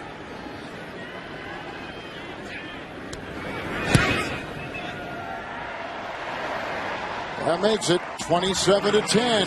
Creeping up a little bit more in this game. Mike Carey is in New York, and Mike, you've watched the replay. Yes, I have. And if you look at the second replay, Rich, you had it right. Just as his right foot comes down, you see the Nike stripe. It's easy to confuse that with the chalk. That's why this was left stand on the field. Yeah, it's actually the Nike swoosh, Mike. Come on, not a stripe, it's a swoosh. As a guy that represented the brand for 20 years, please, it's a Nike swoosh. But you're right. As we looked at it, Mike, that's when I saw it. That we were seeing part of the white, but I actually thought it was. That's a great look at it there. I thought it was Robert Woods' right shoe and his swoosh. Think of all the free advertising they just got. Mike, thank you as always. I don't think Mike ever wore Nike as an official. That's part of the problem. They got to get a deal. Jordan Gay was brought back this week as their long kicker, their kickoff man. He's got the ball at the 35. Manuel trying to get his wits about him still. Nick Marshall is deep back for the Jacksonville Jaguars. And here we go after the 16-yard touchdown pass. Manuel to Woods. And Marshall will bring it out. Undrafted and upended. And he's out near the 15-yard line. What a second quarter for the Jacksonville Jaguars. Yeah, after getting shut out in the first quarter, and a big throw here to Robinson for the first touchdown. Big sack fumble. Clemens is able to pick it up, scoop it up, and he goes in for the score. How about Telvin Smith and his speed and playmaking ability at the linebacker position? Then they finish it off with a really nice run on third down from T.J. Yeldon. 27 unanswered points there in the second quarter. And 5 minutes and 40 seconds of time. Bortles 1st and 10. Down the wing and going for Thomas on the sideline. The coverage across the way by Graham. Incomplete, 2nd down and 10. When they brought Julius Thomas in, I'm sure when they signed him from Denver, they thought he would become the focal point of their passing game. Yeah, when you think about it, over the last 3 seasons, only one tight end has caught more touchdown passes than Julius Thomas. That's Jimmy Graham. 7 catches for 78 yards and a touchdown last week against Houston. They need him to be a big cog in this offense. Yeldon running into the nickel. Not a lot right there. Preston Brown brings him down. It's a gain of 2. One of the nice things about these Buffalo linebackers, every down linebackers, Brown and Nigel Bradham. Yeah, they play hard too, Kevin, and they have fun playing. And you look at this defense, and I mentioned at the beginning, it's a group that's underperformed, and that's the bottom line. They haven't been able to build on what they did a season ago. You look at where they're at in total defense. They're 18th. They were a top 5 unit last year, 21st in passing, 16th in scoring. This will take us to the 2-minute warning. A lot of scoring defensively for Jacksonville. Bill just got on the board. 2-minute warning on Yahoo from London. 2-minute warning, 2 timeouts apiece here in London. 3rd and 8 coming up. You take a look at this quarter for the Jaguars with just the 2 first downs, what their defense has done today. Yeah, really, that's what they need, Kevin. I mean, they need to play complementary football, and they've done that through the first half. Green is high. 152, 152, green 80. Green is up. 3rd down 8, Jokel the block, but from the other side coming in, Mario Williams. He just devours the quarterback, Blake Bortles. Loss of 5, back to the 12, punting unit is on the field. Well, good look at Mario Williams. He's just going to beat Parnell around the edge. He slides right back underneath. Blake Bortles actually steps up into that sack. This is what they need. This is good pass rush, has good push up the middle and speed off the edge, and that's what Buffalo has. When you have a healthy Kyle Williams and Darius inside, and then you've got Mario Williams and Jerry Hughes off the edges. Mario Williams gets his 3rd sack of the season, at 14 last year. The front from Anger, and deep back Denarius Moore. Ooh, that was almost blocked. They got great pressure that time with Darden. 4. Touchdown Tennessee, got a block. Finds the room. And then drilled on the play by Toby Gerhardt. 17-yard return by number 17 Moore on a 55-yard punt. On Tuesday, the Bills players held an NFL Play 60 event here in London. Hall of Famer Jim Kelly also helped put the kids through American football drills and exchange jerseys of the Tottenham soccer players. Also on Friday, Jaguars held a Play 60 event of their own. Over 160 kids were taught the finer points of American football, spending an afternoon with some Jacksonville players. Wembley Stadium, the new Wembley, the old Wembley, was on this site. Tore that down in about 2003. Opened this in time for the Olympics. But there's not a full-time occupant here. They just take international things like this, a big soccer game or a concert or American football. 1 timeout for Buffalo. 1st and 10 for midfield. Manuel, that was tipped, I think, at the line of scrimmage. Incomplete, and they were looking perhaps for Clay across the middle, 2nd down. Well, great opportunity for E.J. Manuel. You got a good look at Dan Carpenter. The 1st down here, Kevin, they're in field goal range. 1:35. They've got a timeout left. It's a great opportunity to make this a two-score game at the half. Manuel's got 10 completions today. Half of them have gone to his receiver, Robert Woods. Hey, move. 2nd and 10. And there's Hogan. He found the gap. He was brought down in the secondary by Gratz. He picks up 14. He's got a 1st down.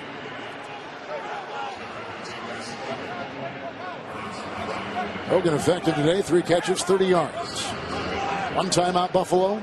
2 timeouts Jacksonville. 1st and 10. Run! Incognito leading the way for McCoy. And he gets to the 31-yard line and brought down by Posluszny after a gain of 5. You could hear Jacksonville call out run early. The big indicator is Richie Incognito. He's the one they want to pull the left guard. They feel a lot more comfortable. That's why a big percentage of their runs go to the right. And they've got 2 new right of the center starters at guard and tackle. It's going to be on Jacksonville. Lost Henderson. Lost Neutral John zone Miller. infraction. Defense number 51. 5-yard penalty. on Buzz Ludger. We should mention John Miller, who is their rookie starting right guard out of Louisville. He had a family member pass away Thursday, flew back on Friday, and he was there with family in Miami, his hometown. Obviously, our thoughts go to John and his family. First down and 10. Going deep again and looking for Hogan with the coverage in the secondary by Dwayne Krotz. Incomplete. I was just going to say they have time to take a couple shots now, and they go right back after. Congrats to the corner who gave up the touchdown to Robert Woods earlier. You got to test him. And he was getting the starting job today because of what happened to Devon House, who was the starter at that position last week against DeAndre Hopkins of Houston. He got worked over last week. It's never a good thing when the guy you're covering is the AFC Offensive Player of the Week. Second down, 10, Clay. And he's brought down by Josh Evans. The gain of 6 on the play, put him at the 20. One timeout remaining for Buffalo. Got a hustle here now. But I like this no huddle. This rhythm has really helped the quarterback. It's taken a long time to get the communication out. Manuel looking for Hogan. Coverage by House. Speaking of House, he was right on it. Big free agent signee from the Green Bay Packers. 12 seconds to play in the half. A really nice coverage here. Devon House does a nice job seeing the ball and getting that left hand in there, knocking it away from Chris Hogan. Actually, perfect coverage. Shocker's hand in there. So, 38-yard field goal coming up for Carpenter, who has already kicked one this afternoon from 31.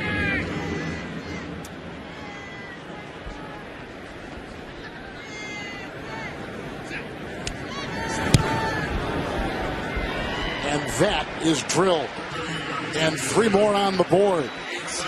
And they've gone from a 27-3 deficit to now a deficit, the Bills, of 27-13. Kevin, that's huge. I mean, no sense of panic on the Bills sidelines. And again, 2 scores now made this a 2-score game. And the quarterback looks a little bit different, doesn't he? He does. Well, you talked about getting rhythm, and I don't want to beat a dead horse here, but the point is that they had to get something to kind of charge him back into it, because he had been really in a very low trough with the fumble. Let's just be honest. He was in a bad place. Yes, he was. He was in a bad place. I'm trying to be delicate. But you know what? This is great to see. You love it when a young quarterback fights through some adversity. And, you know, you can't have a panic button. We talk about it all the time, Kevin, at the quarterback position. Because when you begin to panic, then everyone around you begins to panic. The play caller begins to panic. And you don't want your coach to panic, and I don't think Rex Ryan is in that mind. No, he's been in too many firestorms. Jordan Gay will kick this off. Nick Marshall. Oh, he has to come now. Yep. Hold on. What are they? Well, he didn't have to initially. Did he? That was the question. Had he gotten his foot on the chalk? And it looked like he was in a pretty okay. good position. I think he just loses. Denard Robinson. Well, he went down. Yeah. The Robinson official was a little late with the whistle. See Gus Bradley over there making sure. Make sure the communication is right. You don't need a mistake with 8 seconds left to go in the half. You're going to come out and kneel on the ball anyway. Why even bring it out? Rich, the problem with the Jaguars this year has not been the first half of games. It's been holding on and making that big play in the second half of games to hold on to the lead. They haven't learned to finish late. That's the problem. We'll see if they can. They've lost the 4 one-possession games already this season.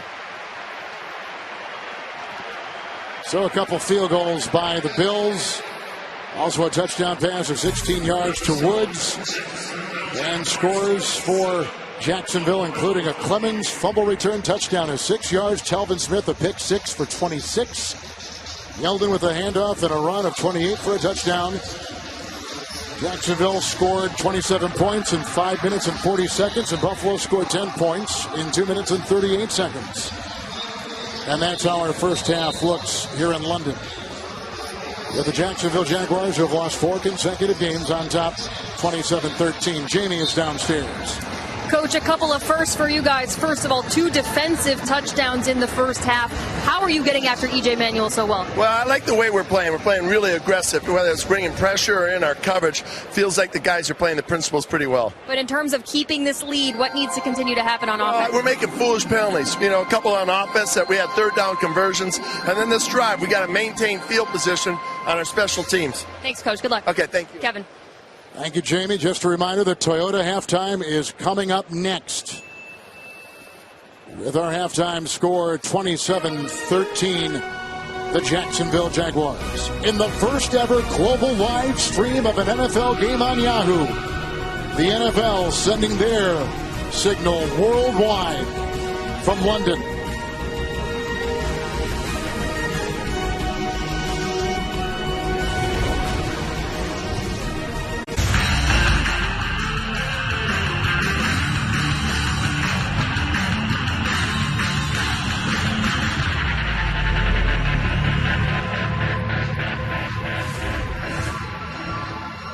Jaguars have scored on offense and defense in our first half here in London, as now we take a look at this highlight from the first half, brought to you by Emirates Airline. E.J. Manuel, the quarterback, with pressure, and Chris Clemens getting the ball and taking it in for 6 for the Jaguars.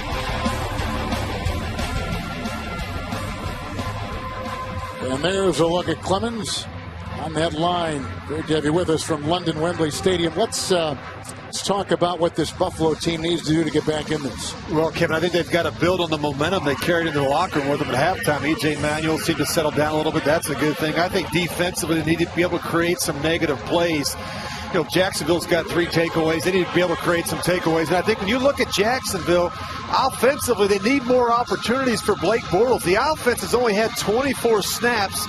And then finally, they got to keep the pressure on. They're not a big blitzing team historically, but the pressures on 3rd down have gotten home and have forced E.J. Manuel to making some really bad decisions. They got to continue to pressure on 3rd down.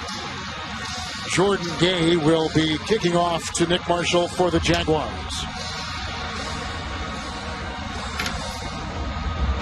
Shy of 90,000 at Wembley today. And this kickoff will be taken 8 yards deep, with some communication there with Denard Robinson to keep it in the end zone to the 20 on a touchback and downstairs to Jamie Erdahl. Kevin, I just spoke with Rex Ryan coming out of the half. He wouldn't admit to seeing anything in particular with quarterback E.J. Manuel's decision-making in the first half, but he does have the confidence in him moving forward.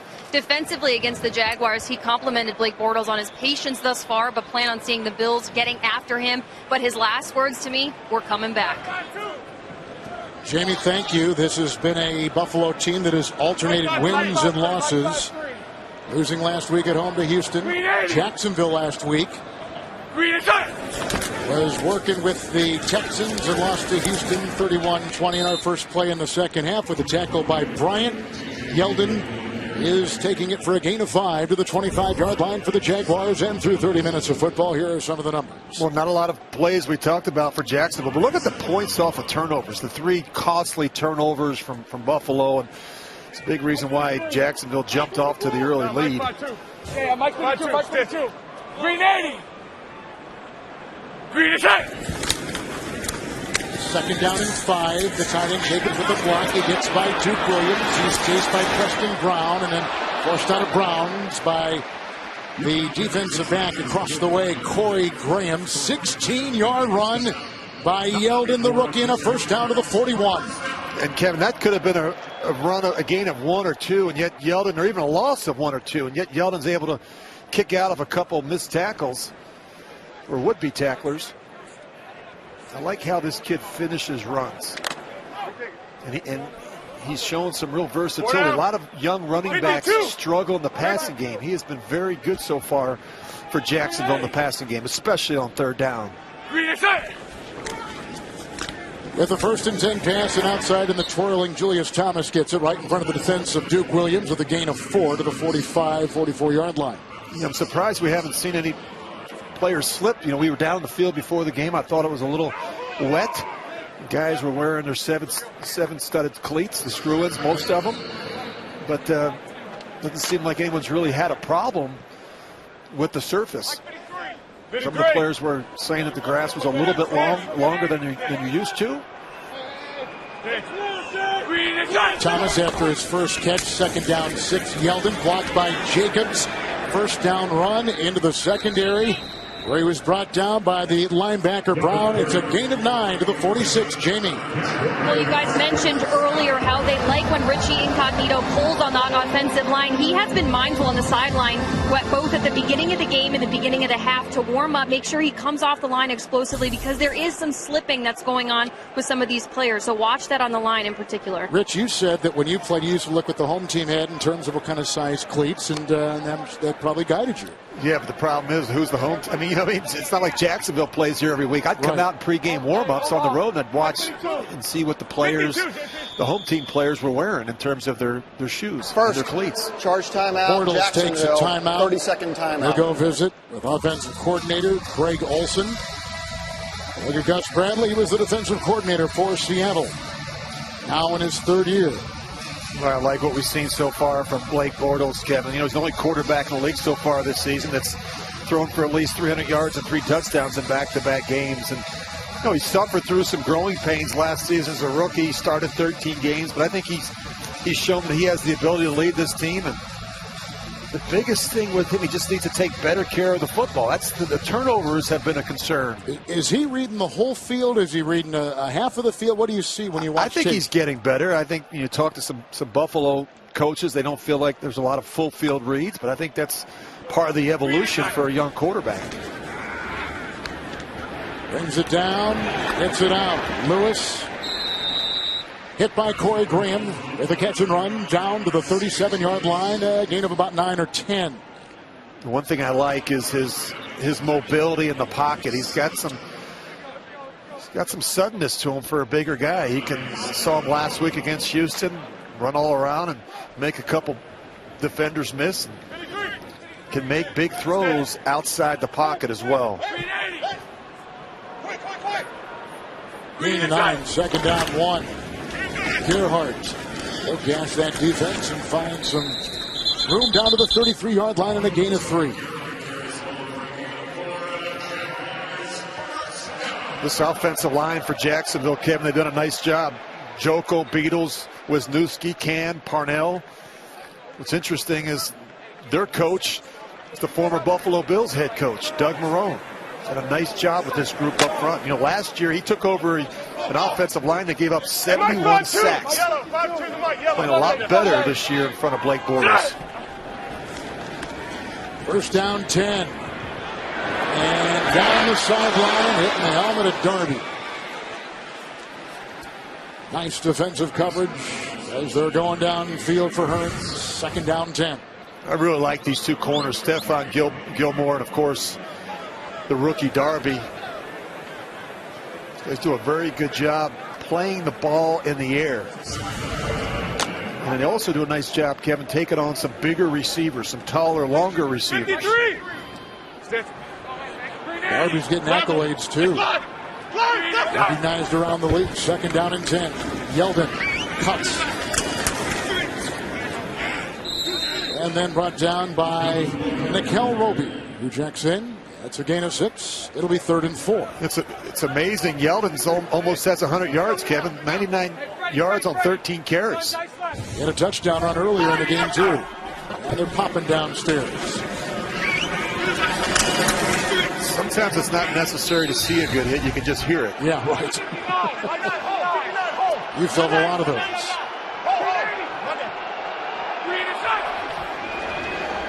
Bortles, 3rd and 4. And on the cross, they've got the receiver, Allen Robinson, hit by Corey Graham. Slides out of bounds at the 20. Picks up 7. Another Jacksonville 1st down. We're just going to run a little drive route. Robinson's going to come underneath. That's what you want. You want to get him matched up against those linebackers in space.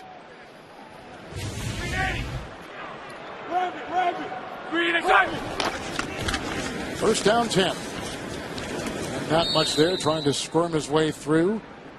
With the tackle made by Marcel Darius on a gain of about 3. So on this drive, we got Yeldon with the run of 16, run of 9, Robinson a catch of 7, and Mercedes Lewis with a catch of 9. The thing that's been impressive about Bortles so far, Kevin, he's done a nice job handling the blitz. And when we visited with him yesterday, he said, look, I'm not naive. I know Rex Ryan's going to continue to blitz me until I show him and the rest of that staff that I can handle it, that I have answers, I have tools in my toolbox.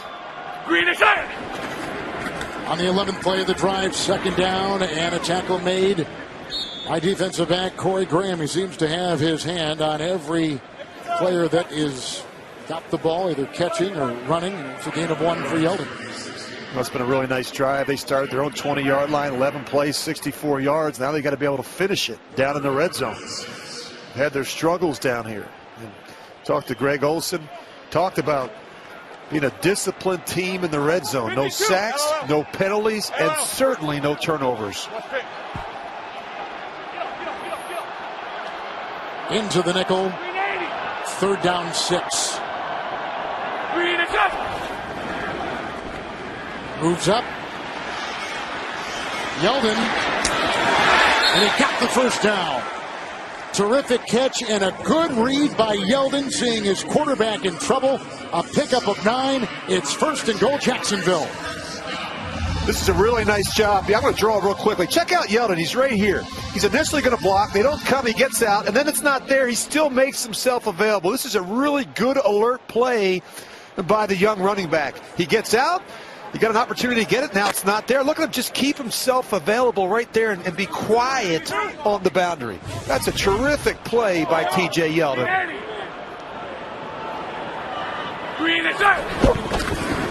Yeldon has got 1 touchdown run today. Forced out of bounds by Ronald Darby with a gain on the play of a couple. Maybe 1 to the 6, they'll put it. Bortles has thrown a touchdown pass today, 10 yards to Robinson. 2 defensive touchdowns. Clemens fumble return. Telvin Smith, a pick 6. And Yeldon the touchdown run. Yeldon goes wide this time, Rich, to top the screen. Hey, Rex! 380! I love these bunch sets down here as well. 2nd down, goal for Thomas. Flags, Graham defending. It's going to be on the tight end. I don't think so. It'll be on the tight end, I think. Pass interference. Defense number right, 20. You're right. Foul I thought maybe there was a shove. 2-yard line. Automatic 1st down. It's on Graham. He's going to be covering Thomas to the corner. He just grabs and won't let go. I wouldn't let go either. No, I wouldn't. The guy catches a lot of touchdowns. 25 the last 3 seasons. Jimmy Graham has more with 28. This is really where this guy comes to life, down in the scoring zone. 6-2. We got 5-3. Well, look, they've taken out every defensive back except a couple, except 2. First and goal. Gerhardt continues to dig. Pradham meets him and pushes him back. Nigel Pradham. There you see one of the 2 defensive backs in there, McCoy Rambo, who finally got that ball away, but after the whistle had blown. A good penetration there. Initially gets it done. Talking about gang tackling. 8-minute drive. 53. Gerhardt and Alu is the fullback. He is a defensive lineman. Jacobs in motion. Gerhardt is stuffed. Well, that wasn't a very good run.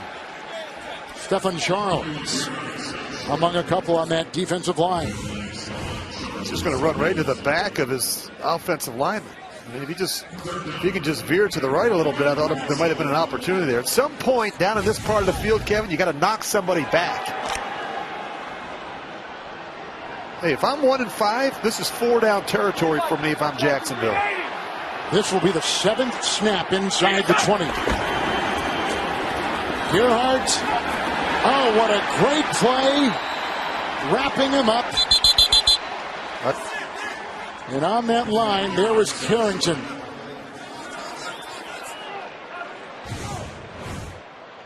Again, penetration. Look at the right side of the defensive line, the left side of the Jaguars offensive line. He got pushed back. Alex Carrington, an original third-round draft choice by the Bills, makes the play now. This sends a message to your football team at 1-5. We're not going to play conservative. The defensive lineman there offers a block. That's where Gerhardt goes. Rambo is there. McCoy, Rambo, and others with terrific defense. They stopped Gerhardt 4 times from the 1. And Kevin, you got to ask yourself, you've got TJ Yeldon. He's got 105 yards rushing. Why is he not in there running the football in this situation? 9.5-minute drive, nothing. Well, back here in London, you got to ask yourself, why is TJ Yeldon not in there? I understand that Toby Gerhardt's kind of their short yardage and goal line specialist, but he doesn't really have that change of direction or that lateral mobility that you like and need down in the goal line. Great goal line stand by Buffalo. On the 1 for the 1st and 10.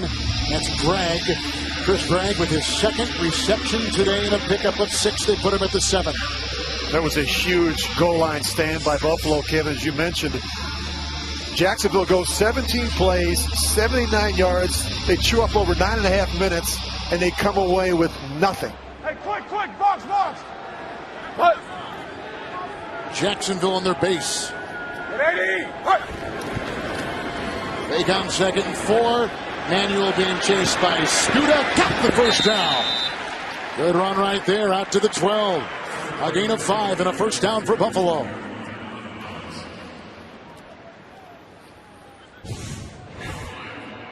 We'll do a nice job just coming out off the play action fake. Does a nice job selling it. Scuda's in position now. He's got the angle. I think he underestimates his speed. Maybe he overestimated his own speed. Maybe. That's even worse. We've all done that.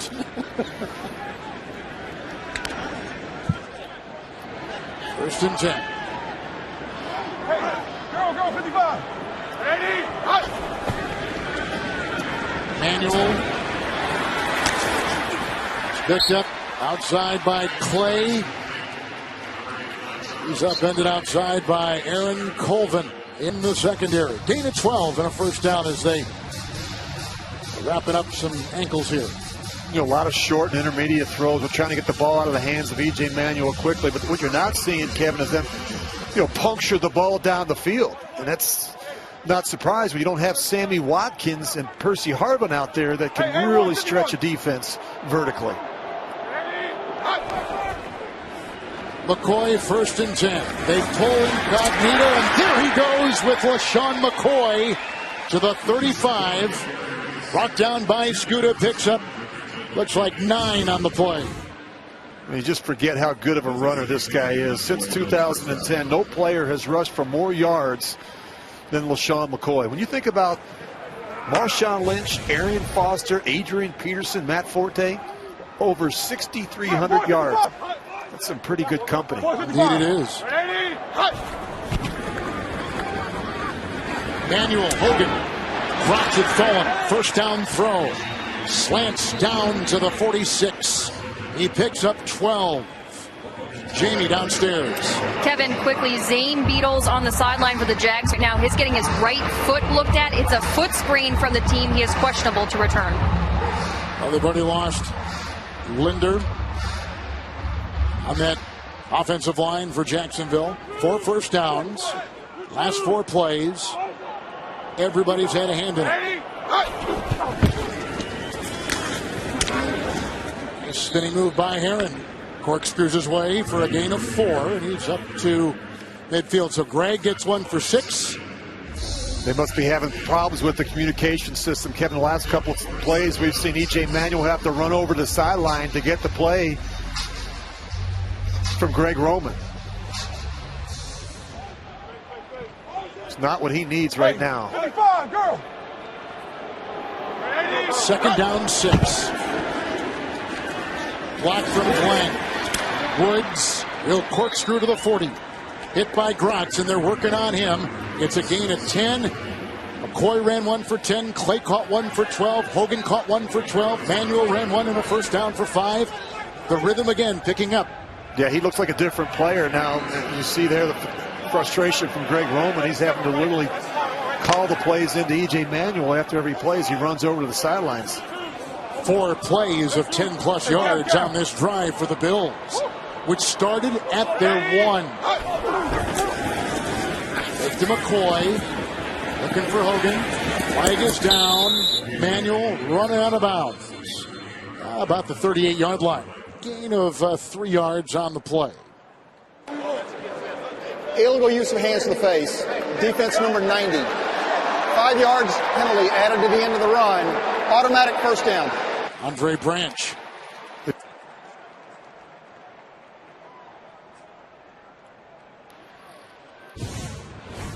Just get a look at Andre Branch right there.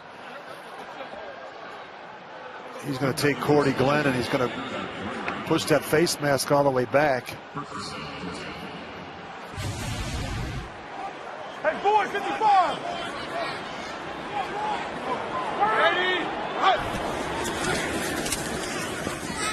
Down in 10, they get it outside. Hogan. Colvin is there.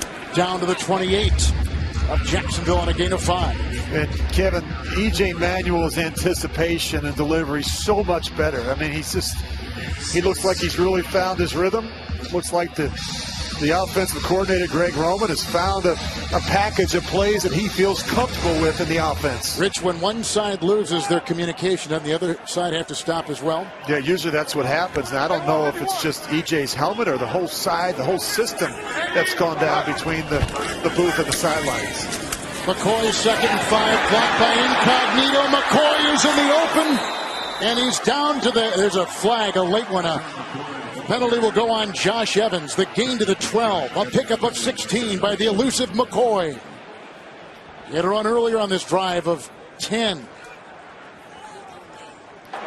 Tripping. Defense, number 26. After this is to the goal. Automatic first down. Man, look how quick he is to get up on the second level. I mean, you can really feel the extra gear right here when he takes off. And tripping, I do the same thing. How else are you going to tackle the guy? You got to do everything you can to get him on the ground. That's exactly right. Felton, the fullback, is in here. 1st and goal. McCoy, Felton the block, Incognito the block. Flag is thrown to the pylon. And out of bounds, shy of it. Flag at the 9. And the 7. 2 of them.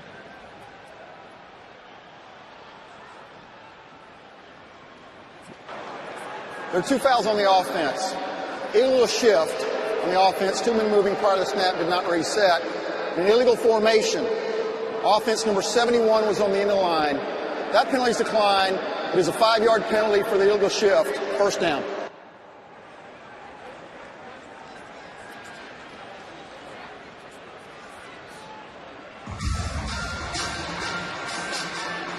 You get tired just running over back and forth to the sidelines, getting the play. That's tough, and he's got him on a wristband. By the way, the first guy to use a wristband in pro football was Tom Matte when he had to sub as a quarterback for the old Baltimore Colts back in the 50s. They didn't have as many plays with that wristband, I can promise you. Did not. 1st and goal. Manuel, Boom Heron back down to the 8.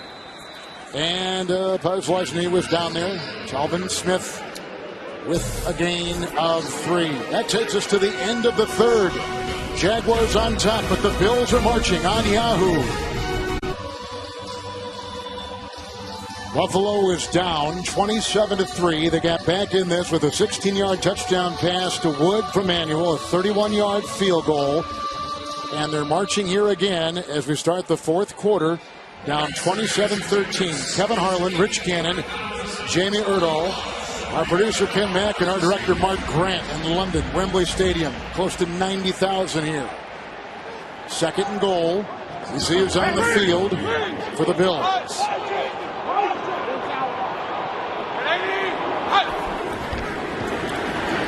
Manuel, intercepted and dropped by Smith. He just about had his second today in his clutches and couldn't hold on. Incomplete, 3rd and goal. Well, you can't fight zoning linebackers, and you're going to see Smith right here. He almost gets another one. And in talking to Paul Posluszny on Friday, he said that E.J. Manuel, he has half-field reads. He's not going to try and move you with his eyes. Where he looks is where he's going with the ball. We've seen that most of the day out of E.J. Manuel. 3rd and goal. Looking for Craig. Covered by Cyprian. And Craig was having trouble lining up as they were getting that play arranged. Well, you got to give him a chance to make a play. And you're going to see him, he's just going to work to the corner of the end zone. He's looking back inside, and the ball's actually going to go over his right shoulder, out of bounds. You got to give him a chance to make a play on the ball. Okay, you were wondering if they were going to go for it. If they got in this territory, try for 3, they're going to go for the field goal. Well, I said if it possibly, Kevin, could be 4-down territory, I would have prefaced it by saying if they got themselves in a situation where it's 4th and goal at the 1. In a manageable situation, possibly, but not in this situation. Oh, we've had, in this half alone, 1 long drive each team. This is a 26-yard field goal, which is up and through for Carpenter. 26 yards. He's kicked one from 31. He's kicked another one from 31. Early 4th. The NFL on Yahoo is brought to you by Zillow. Zillow, find your way home. Tower Bridge. Fall here in London. True, much like they would be in the Northeast. Upper Midwest. Well, down 27-3. Rex Ryan has worked his team now to within a 27-16 reach of the Jaguars as Jordan Gay brought back this week as their kickoff man is ready. Nick Marshall awaits in the end zone. Told to keep it there from Robinson. 14:50 in the 4th. Blake Bortles comes back out there with the lead in London. The NFL on Yahoo is brought to you by Kohl's. Busy afternoon in Piccadilly Circus. Plan to wake up early next week. It's the Lions and the Kansas City Chiefs next Sunday from London. Kickoff 9:30 a.m. Eastern from Wembley. Well, playing with the lead. The Jaguars have not been all that successful with that this season. Yeah, they've got to learn to cap off one of these long drives. 380. Green is up. After the kickoff and after the Buffalo field goal, Bortles 1st and 10. Dropped Allen Hurns with a convoy of defenders right there, including Ronald Darby. 2nd down 10. Hey, look at the second half possessions here. Just 31 plays between the two teams and just 3 points to show for it. That's all we got out of the 3rd quarter. Jacksonville will be kicking themselves for not finishing off that drive that they had. 17 plays, 9.5 minutes. Left it at the 1. 2nd down and 10. Green is up. Out of the reach of Thomas. He was defended on the play by Duke Williams. Ball went back of him. Now, is that a receiver issue or is that a quarterback issue? Well, I think you're late with your eyes, Kevin, as you're the quarterback. Watch Blake Bortles. He's going to start out, and he's actually working to his left initially. Look at his eyes. He's going to be working to his left, and then he's late to come back with his eyes, and now he just completely misses his tight end, throwing the ball behind him. Can't be late with your eyes, especially as you work from one side of the field to the other. Last 6 plays, no yards at all for this offense. 3rd down and 10. Well, they get that running back right up in there. They're expecting some type of internal pressure. They've showed it, and they've also bailed in this situation. Here they come. Brown can't get him. Chased by Darius. Dropped across the way. Incomplete. Looking for Hurns. And Nigel Bradham was over there chasing and hustling for the Bills. 3 and out. They got a punt. Well, they show you these looks, and then they bring it, and then you get a clean rusher. And Blake Bortles, I mean, no one winds up blocking. The linebackers come screaming right up the middle of the field, and Preston Brown. I mean, Blake Bortles had no chance in that situation.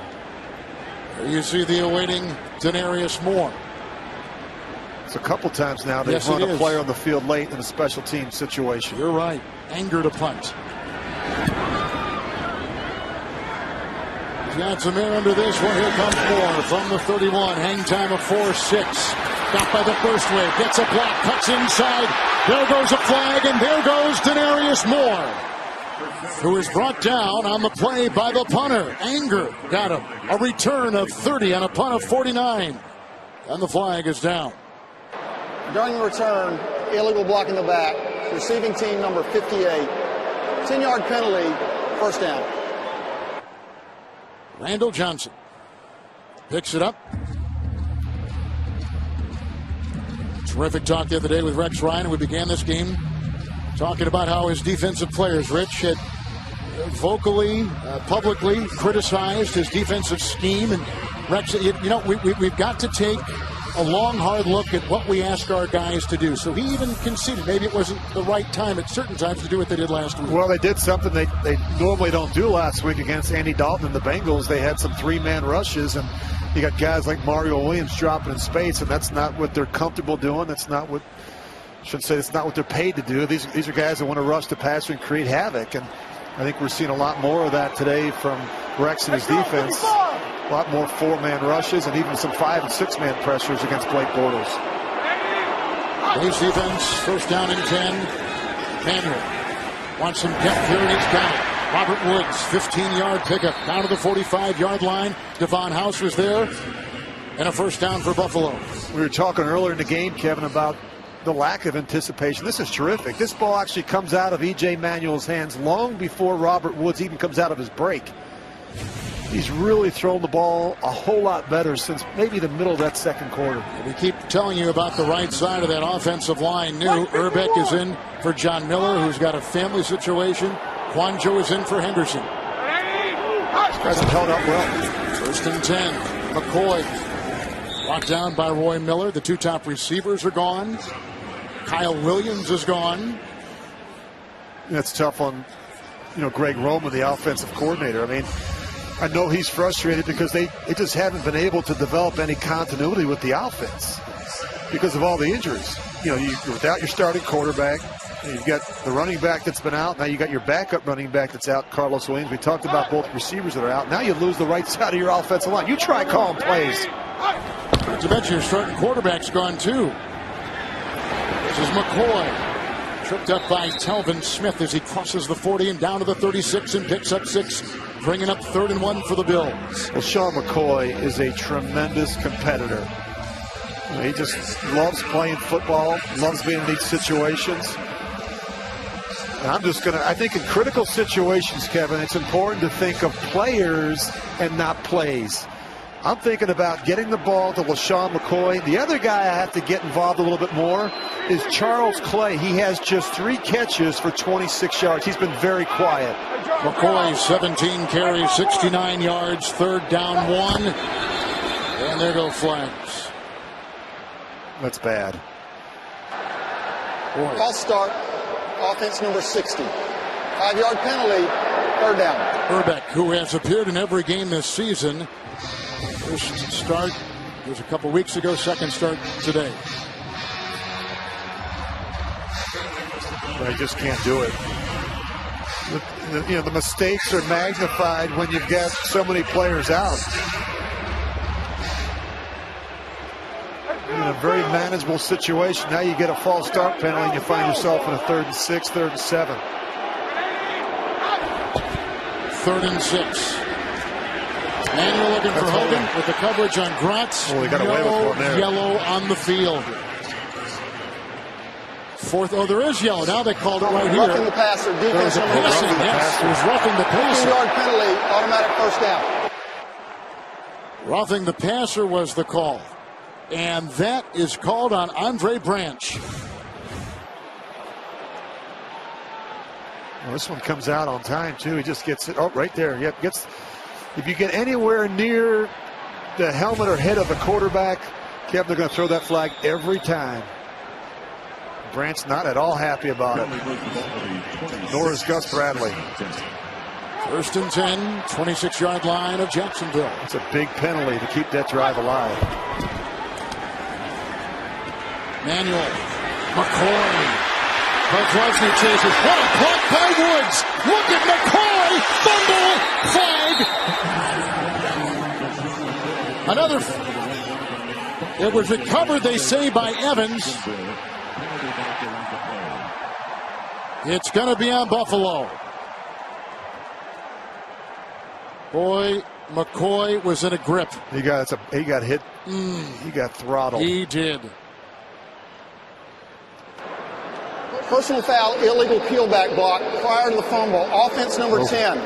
15-yard penalty will be added to the end of the play. First down, Jacksonville. And the fourth Buffalo turnover. Well, it's a terrific effort here, but watch at the end. He's got the ball. Look how he's carrying the football. Watch this hit. Right there. That was the hit that did it from Gratz. They're looking at McCoy. 11:53 to go. We'll step aside in London. You can see McCoy is up and on his feet and headed to the sideline. They just turned the ball over on a fumble, the fourth turnover today for the Bills. This is a big-time hit from Dwayne Gratz. I mean, McCoy's not a fumbler, Kevin, but he just dislodges that ball with a big-time hit to the back of LeSean McCoy. Fourth turnover today for the Buffalo Bills. And although the fumble was inside the 5, a penalty was leveled against the Bills, so it's out of the 19. The Bortles will begin it there with a little breathing space. First down and 10. Green is up. Yeldon is out to the 22-yard line. Minimal gain. Corey Graham, Brown out there in a gain of 3. This is TJ Yeldon time. He's already got 108 yards rushing. Talked about the injury to Kyle Williams and not having him in there, Kevin. This is really where you miss him in the running game. Does so much of the dirty work in there, taking on double teams.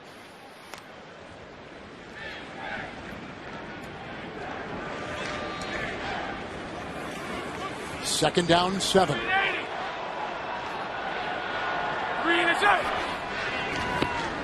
Inside, quick slant, drop, nice coverage on the play. Allen Robinson was in the sights of his quarterback, and Ronald Darby comes in, disrupts the play. That was a terrific play by Darby. He gets a really good break on the ball. He gets there almost at the same time. You got to take some chances now, Kevin. I think if you're Buffalo defensively, they've got to be able to create a negative play, a fumble or a turnover. You look at the turnover differential. Buffalo's turned the ball over 4 times. Jacksonville hasn't turned it over once. 5 in the secondary. Here they come. Third down and 7. Bortles. That's incomplete. He's missed his last 5 passes. Again, they were going for Hearns, and again the coverage was by Ronald Darby. That's a great 3 and out. Big time stop by Buffalo to keep him in this game. And Kevin, as we get a good look at Denarius Moore, he's done a nice job here returning punts. He was close the last time they had the penalty. And when you're struggling a little bit, this is a way to get yourself right back in the game. A big return in the kicking game. Angle to send a good block by Gerhardt. Here comes Denarius Moore, who he had room. There's a flag thrown. He had all kinds of room, Rich. I'm really surprised he did that. It was a low kick to begin with. He's going to get a talking to from Danny Crossman, the special teams coordinator of the Bills, when he gets to the sidelines.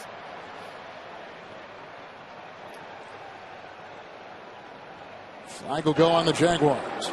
Player going out of bounds on a punt on his own. Kicking team number 41. 5-yard penalty added to the end of the play. First down, timeout. Jacksonville has lost 4 in a row. Bills come in 3-3. They've got the ball, and they're down 27-16 on Yahoo. Well, welcome back to London. Robert Woods really gave Buffalo some life with this 16-yard touchdown in the second quarter. And you look at the next-gen stats, we thought that Clay would be the guy, and it's actually been Woods, 7 receptions, 68 yards. And a lot of these routes, they're all vertical routes, not a lot of short stuff with Woods. After the second consecutive 3 and out, first and 10, going deep and looking for Gregg with the coverage by Cyprien. Second down. The great thing about those next-gen stats, they allow viewers a chance, Rich, to analyze the game in a much deeper way. Never been available before until now. And we've got McCoy back in the game. Didn't take him very long, Kevin. He was out there on the first play. And I just like getting it. You know, if you're E.J. Manuel, you've got to be patient versus this Jacksonville defense. They play so much zone coverage. Those checkdowns, we saw the previous check down to McCoy that when he fumbled the ball. That's the matchup I want. I want him matched up on the linebackers. With a couple tight ends, Hogan right in front of Scooter, the linebacker.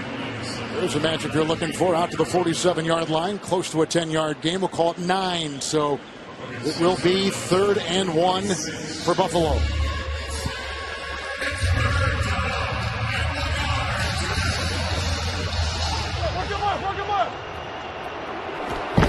Manuel.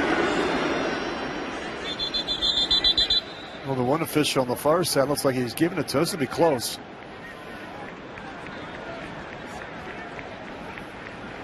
You know, it's an art form to being a good sneaker as a quarterback. And what is that? I think it's getting low and getting behind that offensive line and getting some push and extending the ball when you have the opportunity. You good?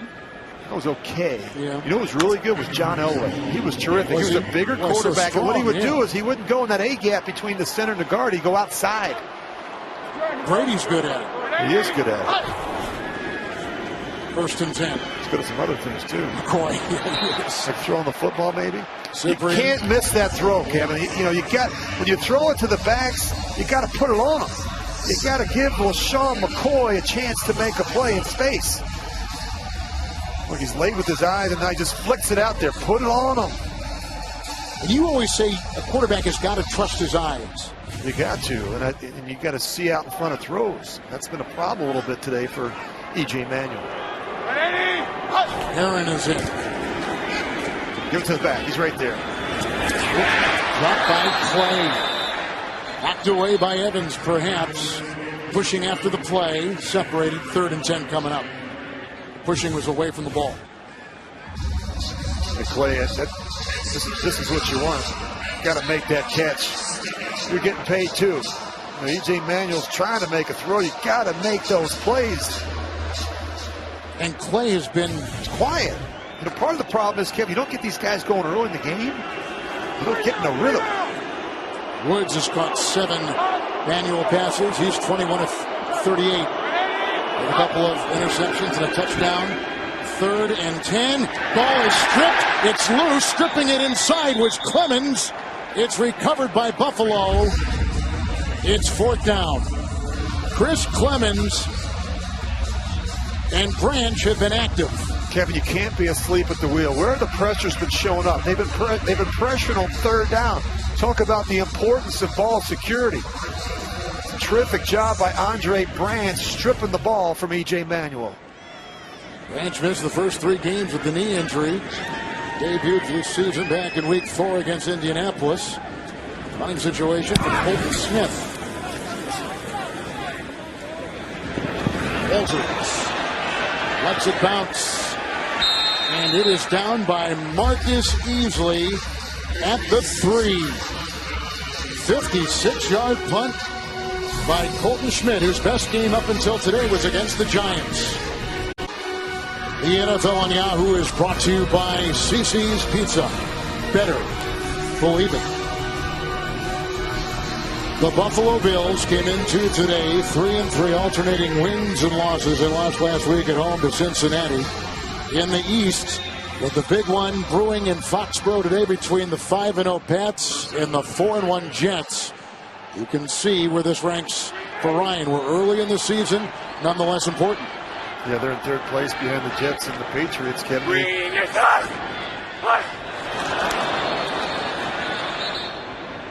Start. Oh, offsides. Neutral zone infraction. Defense number 55. 5-yard penalty. 1st down. Jerry Hughes.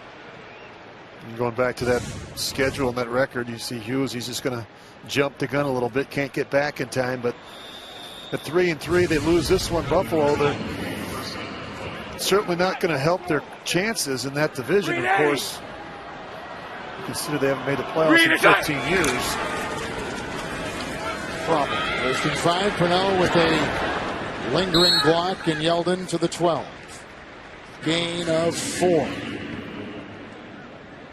Jacksonville's done a nice job, Kevin, getting the ball out quickly. You know, Rex Ryan has made a living out of making life miserable for young quarterbacks, and yet they've only sacked Bortles once today. I think when you look at what Indy did week 1, they held the football and they got rocked. And the Patriots went into Buffalo in week 2, got the ball out quickly. More quarterbacks, that's what teams are doing now. They're not holding the football against this Buffalo front. Hughes grabbed the waves of Yeldon on a 2nd down and 1 and maybe a gain of a yard, and you'll see where they spot him. Looks like the 12s he needs beyond the 13, so it will be 3rd and 1. What a difference a week makes for Greg Olsen in the running game. I mean, just getting a healthy TJ Yeldon back. He missed pretty much the 2 weeks of practice. Didn't really even do anything on Thursday back in Jacksonville. Did a light walkthrough and was still pretty tender on Friday. He was going to be a game-time decision. We saw him come out early and warm up and work out. Looked pretty good. He's already got 112 yards rushing on 19 carries against one of the better run defenses in football. Timeout. Jacksonville uses their 2nd. 1 remaining. Jacksonville has not captured a first down in the last 14 minutes of game time. With a look at the South. Well, you look at the South. The Colts got Andrew Luck. Houston is going back and forth. Tennessee Titans, Kevin, they have a young quarterback in Marcus Mariota, who's hurt, not going to play this week. And Jacksonville's got a young quarterback as well, and Blake Bortles is a 2nd-year player. It's tough to win when you don't have continuity and consistency at the quarterback position. 3rd down 1. Hey, Stitch there. Mike's 52. You guys come down.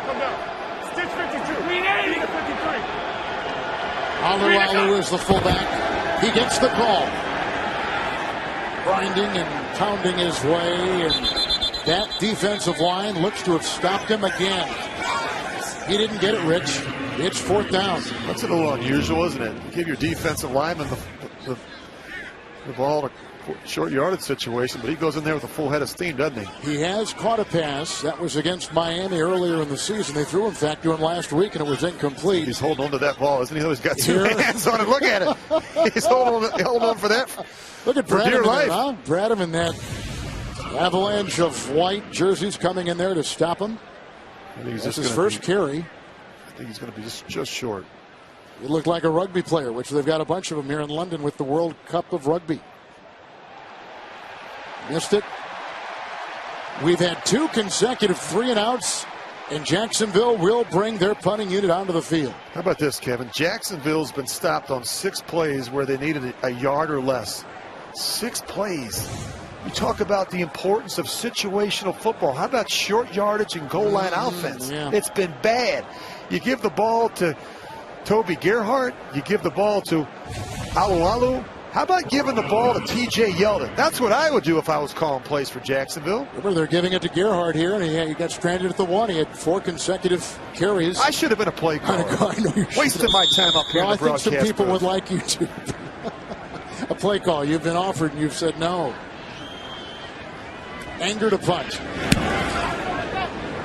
Denarius Moore waving the arm. Fair caught, 48. Hang of 4.72. 40-yard punt. 7:15 in the 4th. Buffalo is down 27-16 in London. The NFL on Yahoo today, presented by Microsoft Surface Book, the ultimate laptop. Tower of London, one of the many great sites here. 4 Buffalo turnovers, 2 Jacksonville defensive touchdowns, and each quarterback with a touchdown pass today. Reminding you that Week 7 of the NFL continues later today on CBS and Fox. Then tonight with Sunday Night Football on NBC. Check your local listings for the game in your area. Great beginning field position here from the 48. 1st and 10 for E.J. Manuel, taking the place of the injured quarterback Tyrod Taylor.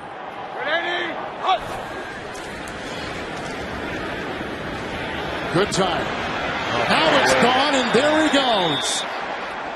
Jones coming through, making the stop in a pretty play by Avery Jones out of the University of Georgia.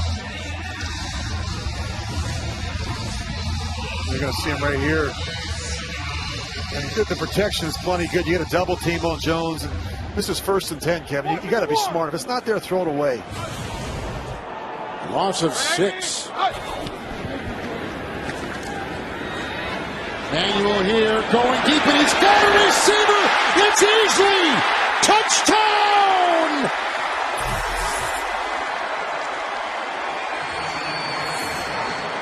He's only had a couple career receptions. 58-yard touchdown pass, and the Bills are back in business. Well, they get the verticals, and what happens is now they're really going to hang up on the safety here. The safety has to make a decision. Do you cover the inside vertical or the outside vertical? He actually works back to the middle of the field. Perfect throw here by E.J. Manuel, and easily runs right by the corner for the touchdown. Down by 5, they got to go for 2. Of all the Bills that could make that reception, how about Easley? My goodness. His first career touchdown reception. He only has, like I said, a couple catches in his career. They're going for 2.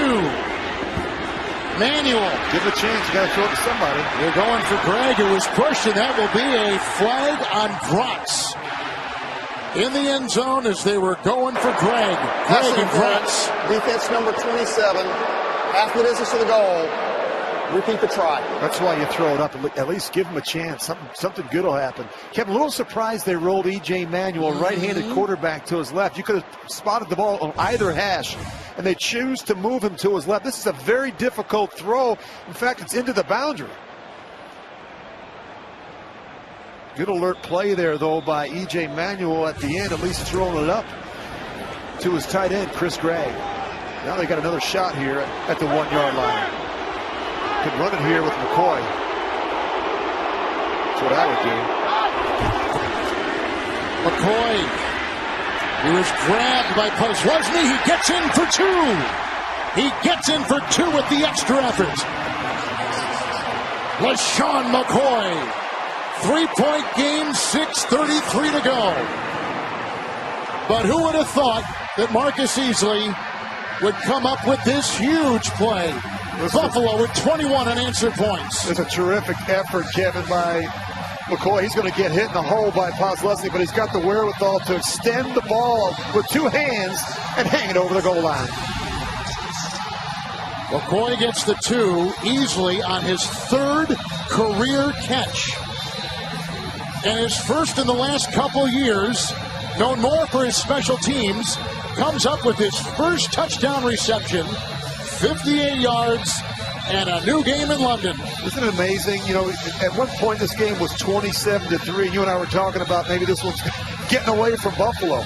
And when you have a chance and you don't put a team away, bad things happen. You let them hang around. And that's what Jacksonville has done. They've allowed Buffalo to get back in this thing. And this is the problem with the Jacksonville team. When they've been challenged, when it's come to that moment, they've not been able to answer. Like last week, they led Houston in the 4th, 14-10. Before that, they led Tampa Bay 24-20, lost. They led Indianapolis 13-10, lost. Now they have the lead, 6:33 to go, but it is trending the other way. But you can't get tight in these situations. You can't get conservative. You have to continue to be aggressive. I'm not just talking about the players. I'm also talking about the play callers. Give these guys a chance to make some plays. Buffalo's not going to kick an onside kick here. They're going to pound the ball back and play defense. Jordan Gay will boot it and will sail over the head of Walters to the 20 with the touchback. Now remember, if we go back to the first half, after a 28-yard touchdown run by Yeldon, they were trying the extra point, which was no good from Jason Myers. That was his 3rd missed PAT this season alone. Every play in the kicking game is critical because it's either field position or points. And the young kicker, Jason Myers, is figuring that out in Jacksonville. So Jacksonville with no first downs in the last 16 minutes of playing time, lining up, feeling the heat, up by 3, earlier up 27-3. First and 10, Bortles. Dropped Jacobs. Nick Jacobs has not caught a pass all season long, and they go to him there on a first and 10. Well, you wonder why you put a player in that position, Kevin. Just running a little under route. He's open. He's got to make the catch. And if I'm Blake Bortles, my message to the team in the huddle is let's finish this thing off on offense. Let's not put our defense back out there. Let's take the ball, drive down the field, and score, and end this thing. 5 in the secondary for the Bills. Second down, 10, Yeldon. The dance brought down by Bradham. Takes it out to the 23 on a gain of about 3.5 maybe, depending on the spot. And you can just feel the momentum change. You look at Buffalo's sidelines, most of the players standing up, and the energy has really changed on Buffalo's sidelines. Now where the pressure comes from Rex Ryan. 3rd and 7. Oh, jeez. He's surprised by the snap, and he's quickly devoured on the play by Hughes, and flags are on the field. They're going to get a break there. Yep, Call sure false start. That could have been a train There's no wreck. play prior to the snap. False start. Offense number 76. 5-yard penalty. 3rd down. You're going to see Luke Jokel right here. He's going to move a little bit. And then Bortles is actually going up to Stefan Wisniewski and trying to change the protection. He's as surprised as anybody to get that ball in his belly. Well, that could have been a real disaster. Well, let's see what Rex does here, Kevin. 3rd and 11. Buckle up. He may show pressure and bail. No, they're coming. Bortles throws it up, and it's picked off by Graham. Corey Graham comes the other way. Corey Graham inside the 10. He broke a tackle and takes it in a pick 6. A Buffalo touchdown. The Bills have taken the lead.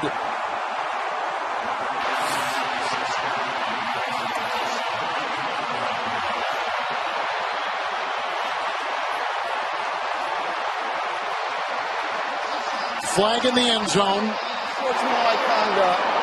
Illegal celebration. Illegal demonstration. On the intercepting team, 15-yard penalty will be assessed on the kickoff.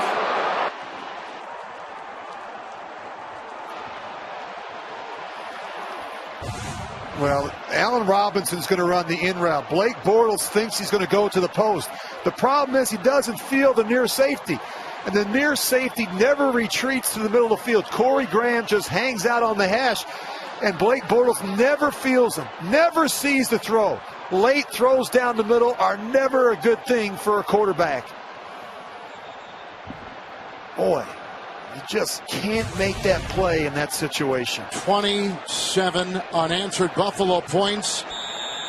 Gus Bradley talked to us the other day. He says, we're trying to figure out how to win one-possession games. And they've let another one slip. The extra point. Carpenter. A 4-point lead with 5:21 to play. It's the same scene. It's the same song. Different verse, unfortunately, for Jacksonville. 15 points for the Buffalo Bills in a minute 12. And in a critical situation, Kevin, you have two young players, the quarterback, Blake Bortles, and the receiver, Allen Robinson, clearly not on the same page.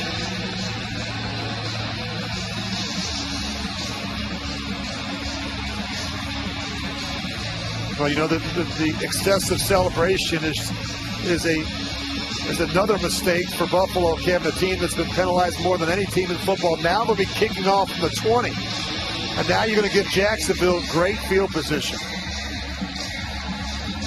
Jacksonville was down early to the Bills, 3-0.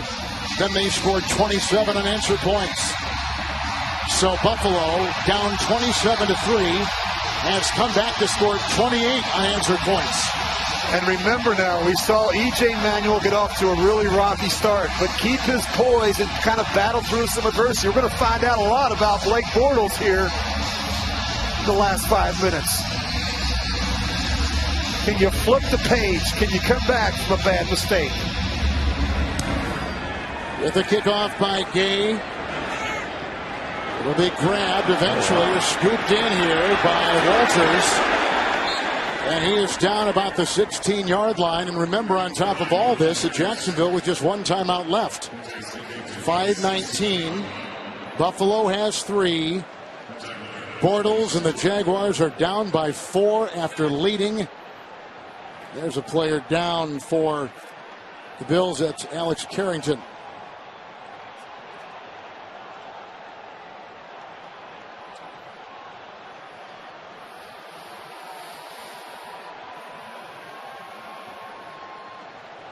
Three second-half leads lost this season.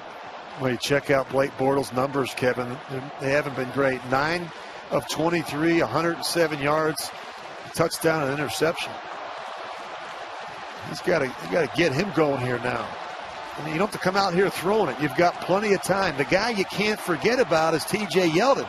He's been your go-to guy. 20 carries, 116 yards, and a touchdown. And I'm not just talking about the running game.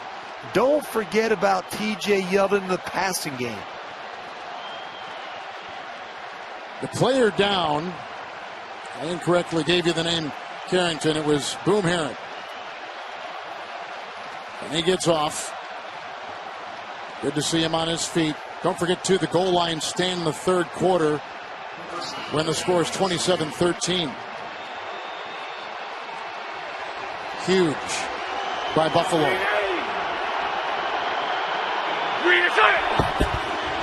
On the 16, 1st and 10, Bortles.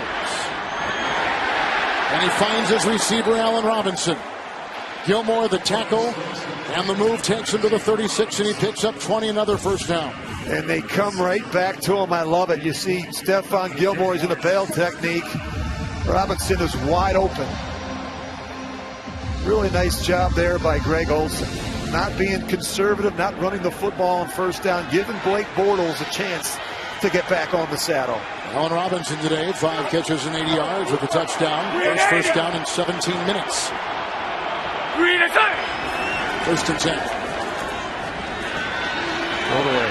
Bortles. Eat it. There's Carrington. But really the pressure came from Duke Williams. Loss of 2.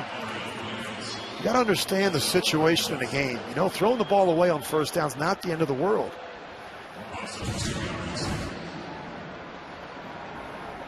You got to ask yourself, find me a completion. It's man-to-man coverage. Nobody's open. Throw it away and move on to 2nd down.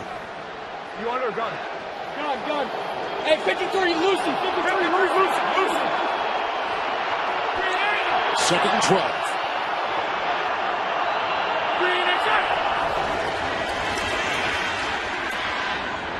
For Robinson, the back shoulder throw, and he got the defensive back. Darby turned around. First down strike. 18-yard pickup. They take it to the Buffalo 48. Wow, this is a tremendous catch by Robinson. And a great throw by Blake Bortles, just giving him a chance. I mean, Darby is in great position. He just literally fits that one in there perfectly. The 22-year-old Robinson is just shy of 100 yards. He's caught passes. Start this all-important drive for Jacksonville of 20 and 15. 1st and 10. It's trailed by 4, Kevin, with just one timeout. You ask yourself, is Jacksonville in 4-down territory? Bortles. He's looking for Thomas, who got caught up in the coverage with Darby, incomplete. That wasn't a really good effort by Thomas, Kevin. He's coming out of the game. I hate to see this. I don't know if he's hurt, but he did not do a good job on that route. He was throttling it down, slowing down at the top of the route. It's a guy that's missed a lot of time. You got to ask yourself, where's his conditioning late in the game? It's the first 4 games because of a hand injury in preseason. 2nd and 10. Bills in the nickel. Comes the blitz. Bortles, incomplete. Yeldon. Coverage by Duke Williams.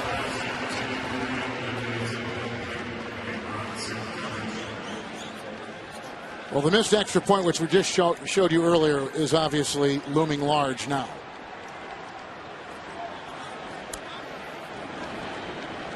After the Yeldon touchdown run in the first half, third miss this year by Jason Myers. Otherwise, it'd be 31-28. Well, they have defenses that look the same, that are different. They've been showing the blitz, and they've been coming. And they also have been showing the blitz and bailing. And now you're going to see Bortles. He's going to bring in some extra bodies to block him up, and he's going to take a shot. Oh, Hughes jumps off sides again. Wow. But they get a delay of game. They sure did.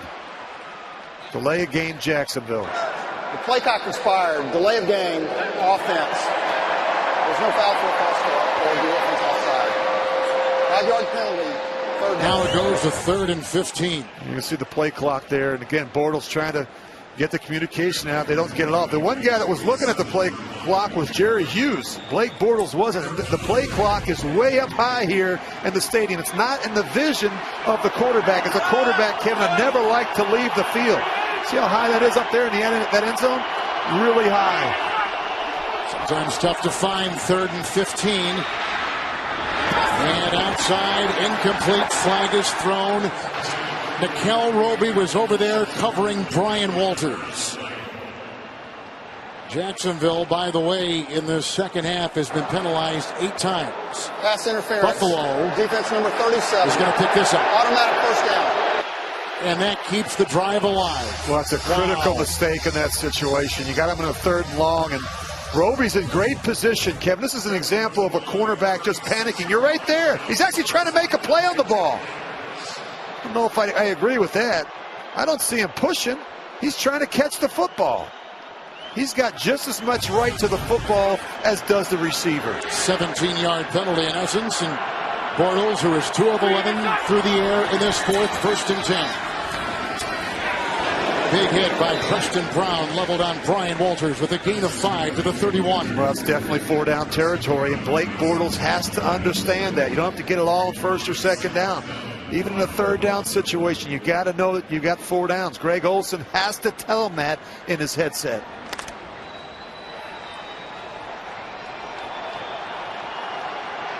Mike 52. Mike 52. Green 80. Green is up. With a 2nd down and 5, Bortles. On the run, needs the 26. He's got his receiver. It was caught. It's a touchdown. Allen Hurns. And Jacksonville has taken the lead with 2:16 to go.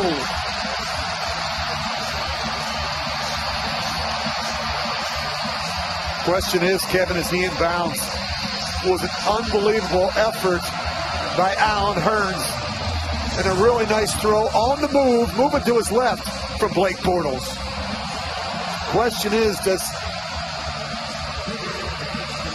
Elbow. Oh, yeah, I think he's got that left shoulder down. That's a very nice call by the official. Look at the official. He is in perfect position to make this call. Wow, what a tremendous effort by Allen Hurns. And Bortles, as you say, running to his left. Well, he made that great throw to his left last week in the corner of the end zone against the Texans. Here's the extra point. This is important. And he got it to make it a field goal difference. With 2:16 to go, and Buffalo has all 3 timeouts. But Hurns, with his first catch since the first quarter, lassos one from 31 yards away. As Blake Bortles orchestrates a drive which covers 84 yards in a little over 3 minutes for the Jaguars, who found themselves behind by 4 and score the touchdown. Well, that showed me something right there from Blake Bortles, really, in that Jacksonville team, Kevin. They've got some heart. Now you got Buffalo in a great situation.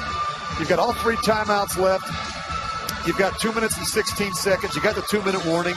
You've got plenty of time. And these are the situations, Kevin, that you walk through You practice, you rehearse every week these 2-minute situations late in the game. Just to touch on that last drive one more time, Rich. What about the penalty on Nickel Roby, which in essence was a 17-yard penalty with interference that's kept the drive alive for the Jaguars? Penalties have been huge for Buffalo this year, Kevin. They've got more than any team in football.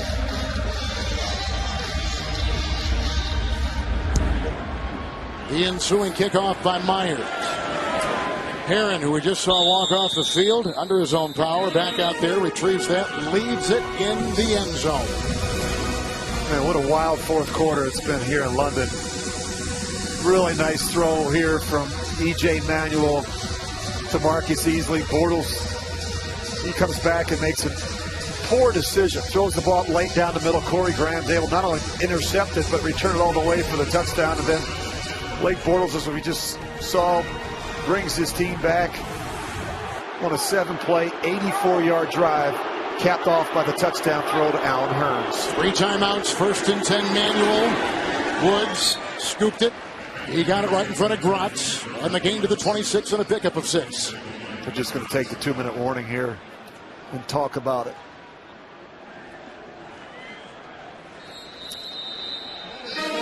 He will step aside. Bills have the ball, but down by 3.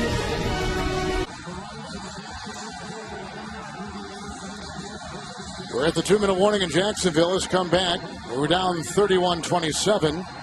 Buffalo is on top, just as Buffalo had come back when they were down 27-3. 27 unanswered points by Jacksonville in the game, and 28 unanswered Buffalo points. With 3 timeouts, 2nd down 4. Manuel escapes and runs and needs the 30. Got the first down. Plus Lesney chases him out of bounds. Got to the 32. Runs for 6. Really nice decision there, Kevin, by E.J. Manuel. Really nowhere to go with the football. Does the next best thing. Makes a play with his legs. And that's something that you can't forget about. He's so good. You've got to be decisive. Be willing to pull it down. Make a play or two outside the pocket. Hey, man!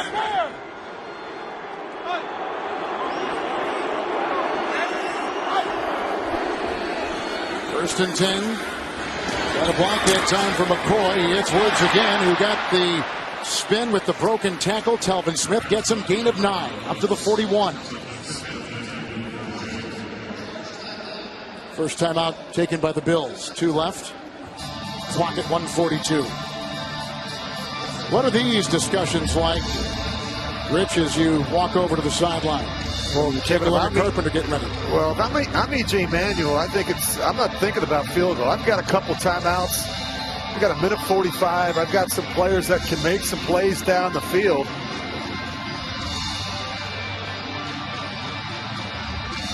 I want to continue to be aggressive, but I want to be smart. Can't take a sack, throwing the ball away, not the end of the world. Just give somebody a chance to make a play. Carpenter, by the way, 2 for 3 from 50 yards coverage right outside. Somebody take a shot. 2nd down 1. McCoy. Good, great tackle. Telvin Smith. Boy, he's been all over the place today, hasn't he? With another tackle, we've got a bunch. He may be in double digits in that category. He has a pick 6 today. No gain on the play. He stopped them towards 3rd and 1. Short yardage and goal line's been a big story in this game. Manuel. Ooh, doesn't get it. I don't think he did either. I think he's short. And the ball did come out. And a fumble on the play. Was this forward progress? Are they going to rule forward progress? The one official right here in the middle of the screen, he's spotting. He's keeping the spot. Evans came out of the pack. Look at that conversation right there between the line judge and the referee. He signaled forward progress. I saw that right away. Watch this. The ruling on the field is that forward progress was stopped prior to the ball coming loose. It'll be 4th down for Buffalo. Look at Gus Bradley. He's going to go. He's going to go ballistic. Not reviewable.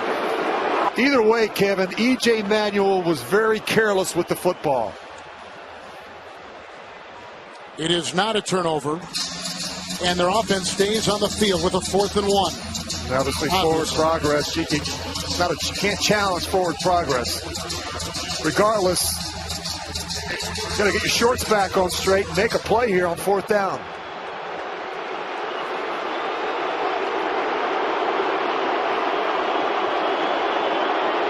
Timeout. Oh, jeez, that's crazy. It's a second. Boy, well, they're going to run the quarterback sneak. They ran it before, and the center and left guard get blown up. Now you've got forward progress, and you see, I think that's Clemens, rips it out. Well, he's made a ton of really nice plays. Watch some Derek Marks. Watch Marks down here grab his legs and not let go. The ball and then the ball, yeah, you're right. Well, what would be up your sleeve here, Rich? 4th and 1. Well, I got a quarterback right now that's a little bit iffy. I also have number 25 in the backfield, LeSean McCoy. I got to, some way, somehow, I got to make sure that he gets the ball in his hands. 4th and 1. And knocked away. Play right there, Aaron Colvin. Knocked it away from Hogan. 53 seconds to play. Each team with a timeout. Jacksonville will take over on downs. You know what I can't understand? You've got a right-handed quarterback. This is the second time in a critical situation you've got a quarterback rolling to his left. He throws the ball behind the receiver. He's late with the throw. I don't get it. Look, he doesn't even have his shoulder square to the target. That is a very difficult throw for a right-handed quarterback.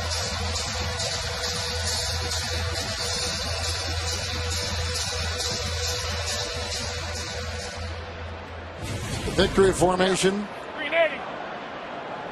Coming in with 4 consecutive losses. He falls to a knee. Jacksonville is circling over a victory. Well, that timeout that they took there on 4th down. I mean, what happened there? And then they changed the play. Really amazing. Too many mistakes. Too many mistakes. You don't come over to London, Kevin, and turn the ball over 4 times and expect to win. Penalties were, again, a story today. 8 penalties in critical situations. What about Jacksonville? Well, the whole theme was trying to win one-possession games because they've lost so many close games after leads in the 4th quarter. How about this? Jacksonville had 27 points in a little over 5.5 minutes in the first half. And they got a 3-minute drive in the 4th quarter. Other than that, Buffalo pretty much dominated the other 51 minutes of the game. And yet they're going to get on that plane tomorrow and head back to Buffalo with another loss. They've lost 3 of their last 4. And they're in real danger. They'll take a bye, and then they'll get Tyrod Taylor back, their starting quarterback, and begin the second half of the season. They've got a lot of ground to make up on both the Jets and the Patriots in the AFC East. Buffalo will drop to 3-4. Jacksonville's 4-game losing streak will come to a close. They will go to 2-5 with the wonderful knockaway by Aaron Colvin. You just saw him. Tough day for Ryan and his Bills. 4 turnovers. And missed opportunity by both teams. But Jacksonville hangs in there and they get the win. And it's a game-winning touchdown pass of 31 yards for Blake Bortles to his wide receiver, Allen Hearn. That was a big-time throw, Kevin, in a critical situation. Let's go down to Jamie. Alan, when we spoke with your coach on Friday, he preached patience with this team. How much patience did this win take today in London? It took a lot of patience, you know. We came out the second half kind of flat, wasn't moving the ball well, and wasn't finishing, you know. Our first drive after halftime, you know, we marched all the way down the field, but we didn't score and things like that. But the main thing for us is just finish drives and stay patient. Well, you certainly finished that drive at the end of the game here. Will you walk us through that finished with your unbelievable catch for that touchdown? It was a great job all around. The offensive line gave Blake a lot of time to throw the ball, and Blake just kept the play alive, always just scrambling to the left. I made an awesome catch, but it's just a great job all around by the offense. And your defense kept you in the game when you exploded offensively, but they came back and they were the difference makers today. How much pride does that give that group? A lot. Second half, they had a great job, as far as just getting us the ball and things like that. In the offense, we got to do a better job of not going 3 and outs because, they had some long drives, and we got to give them guys a chance to rest and things like that, but you just got to stay the course. And London becomes your hometown crowd almost. You guys feed off of this a lot when you come here? Oh, most definitely, man. The energy is crazy here. It's an awesome environment and things like that, so it's going to get better and better. I got to tell you, when we talked to Gus Bradley, he had such a positive energy about him. Does he keep you guys going when things get tough? Oh, always. Since day one, he was always a positive guy, and that means a lot to us. We come to work every day, every day not going to be our best day, but to feel that energy day in, day out, it means a lot to the players because, having a positive guy there, it means a lot. Thanks. Have a great flight back and a good bye week. All right, thank you. Jacksonville had gone 17 minutes without a first down. Then the game-winning drive. There was a crucial penalty on Nikel Roby that kept the Jacksonville drive alive. Robinson had caught a couple of passes early in the drive of 20 and 15 yards. Then the game-winning touchdown pass of 31, Bortles to Hearns. And when we began this game over 3 hours ago, Rich Gannon talked about the 2 young receivers for Jacksonville, Robinson and Hearns, making a difference, and Rich, sure enough, they did again tonight. Well, Kevin, I like these 2 young receivers coming into today's game. First of all, they have size. They're both 6'3". They're both, one's 215, the other one's 205 pounds, and they can run. And they've already combined for over 1,000 yards, 11 touchdowns. And you talk about receptions of 25 yards or more. That's where these guys really shine. I think they have 12 or 13 between the 2 of them. And I think the future is bright in Jacksonville when you look at this offense. They've got a quarterback that I think showed some great resiliency today when things weren't really going great. He made that big throw at the end. But those 2 receivers, Robinson and Hearns, and don't forget about T.J. Yeldon, 116 yards rushing against the 4th-ranked run defense in football. That was a terrific effort by a bunch of second-year players. Yeldon had a touchdown run. Telvin Smith had a pick 6. Clemens had a fumble recovery touchdown. Bortles, the 2 touchdown passes, including the game winner. The 4th quarter was wild. It really was, and I thought that this may do it for the Buffalo Bills. Really change the momentum in the game. Easily gets the touchdown, and then right here, the ugly interception. Corey Graham returns it. At this point, Kevin, I really question whether or not Jacksonville could get back in this, but Blake Bortles didn't panic. We talked about not having a panic button at the quarterback position. Makes a terrific throw in the corner of the end zone to Hearns, and of course, they seal it with a terrific play by their defense. We also talked earlier, too, about the different travel schedules coming over to London and playing, and there are logistics that have to be certainly met.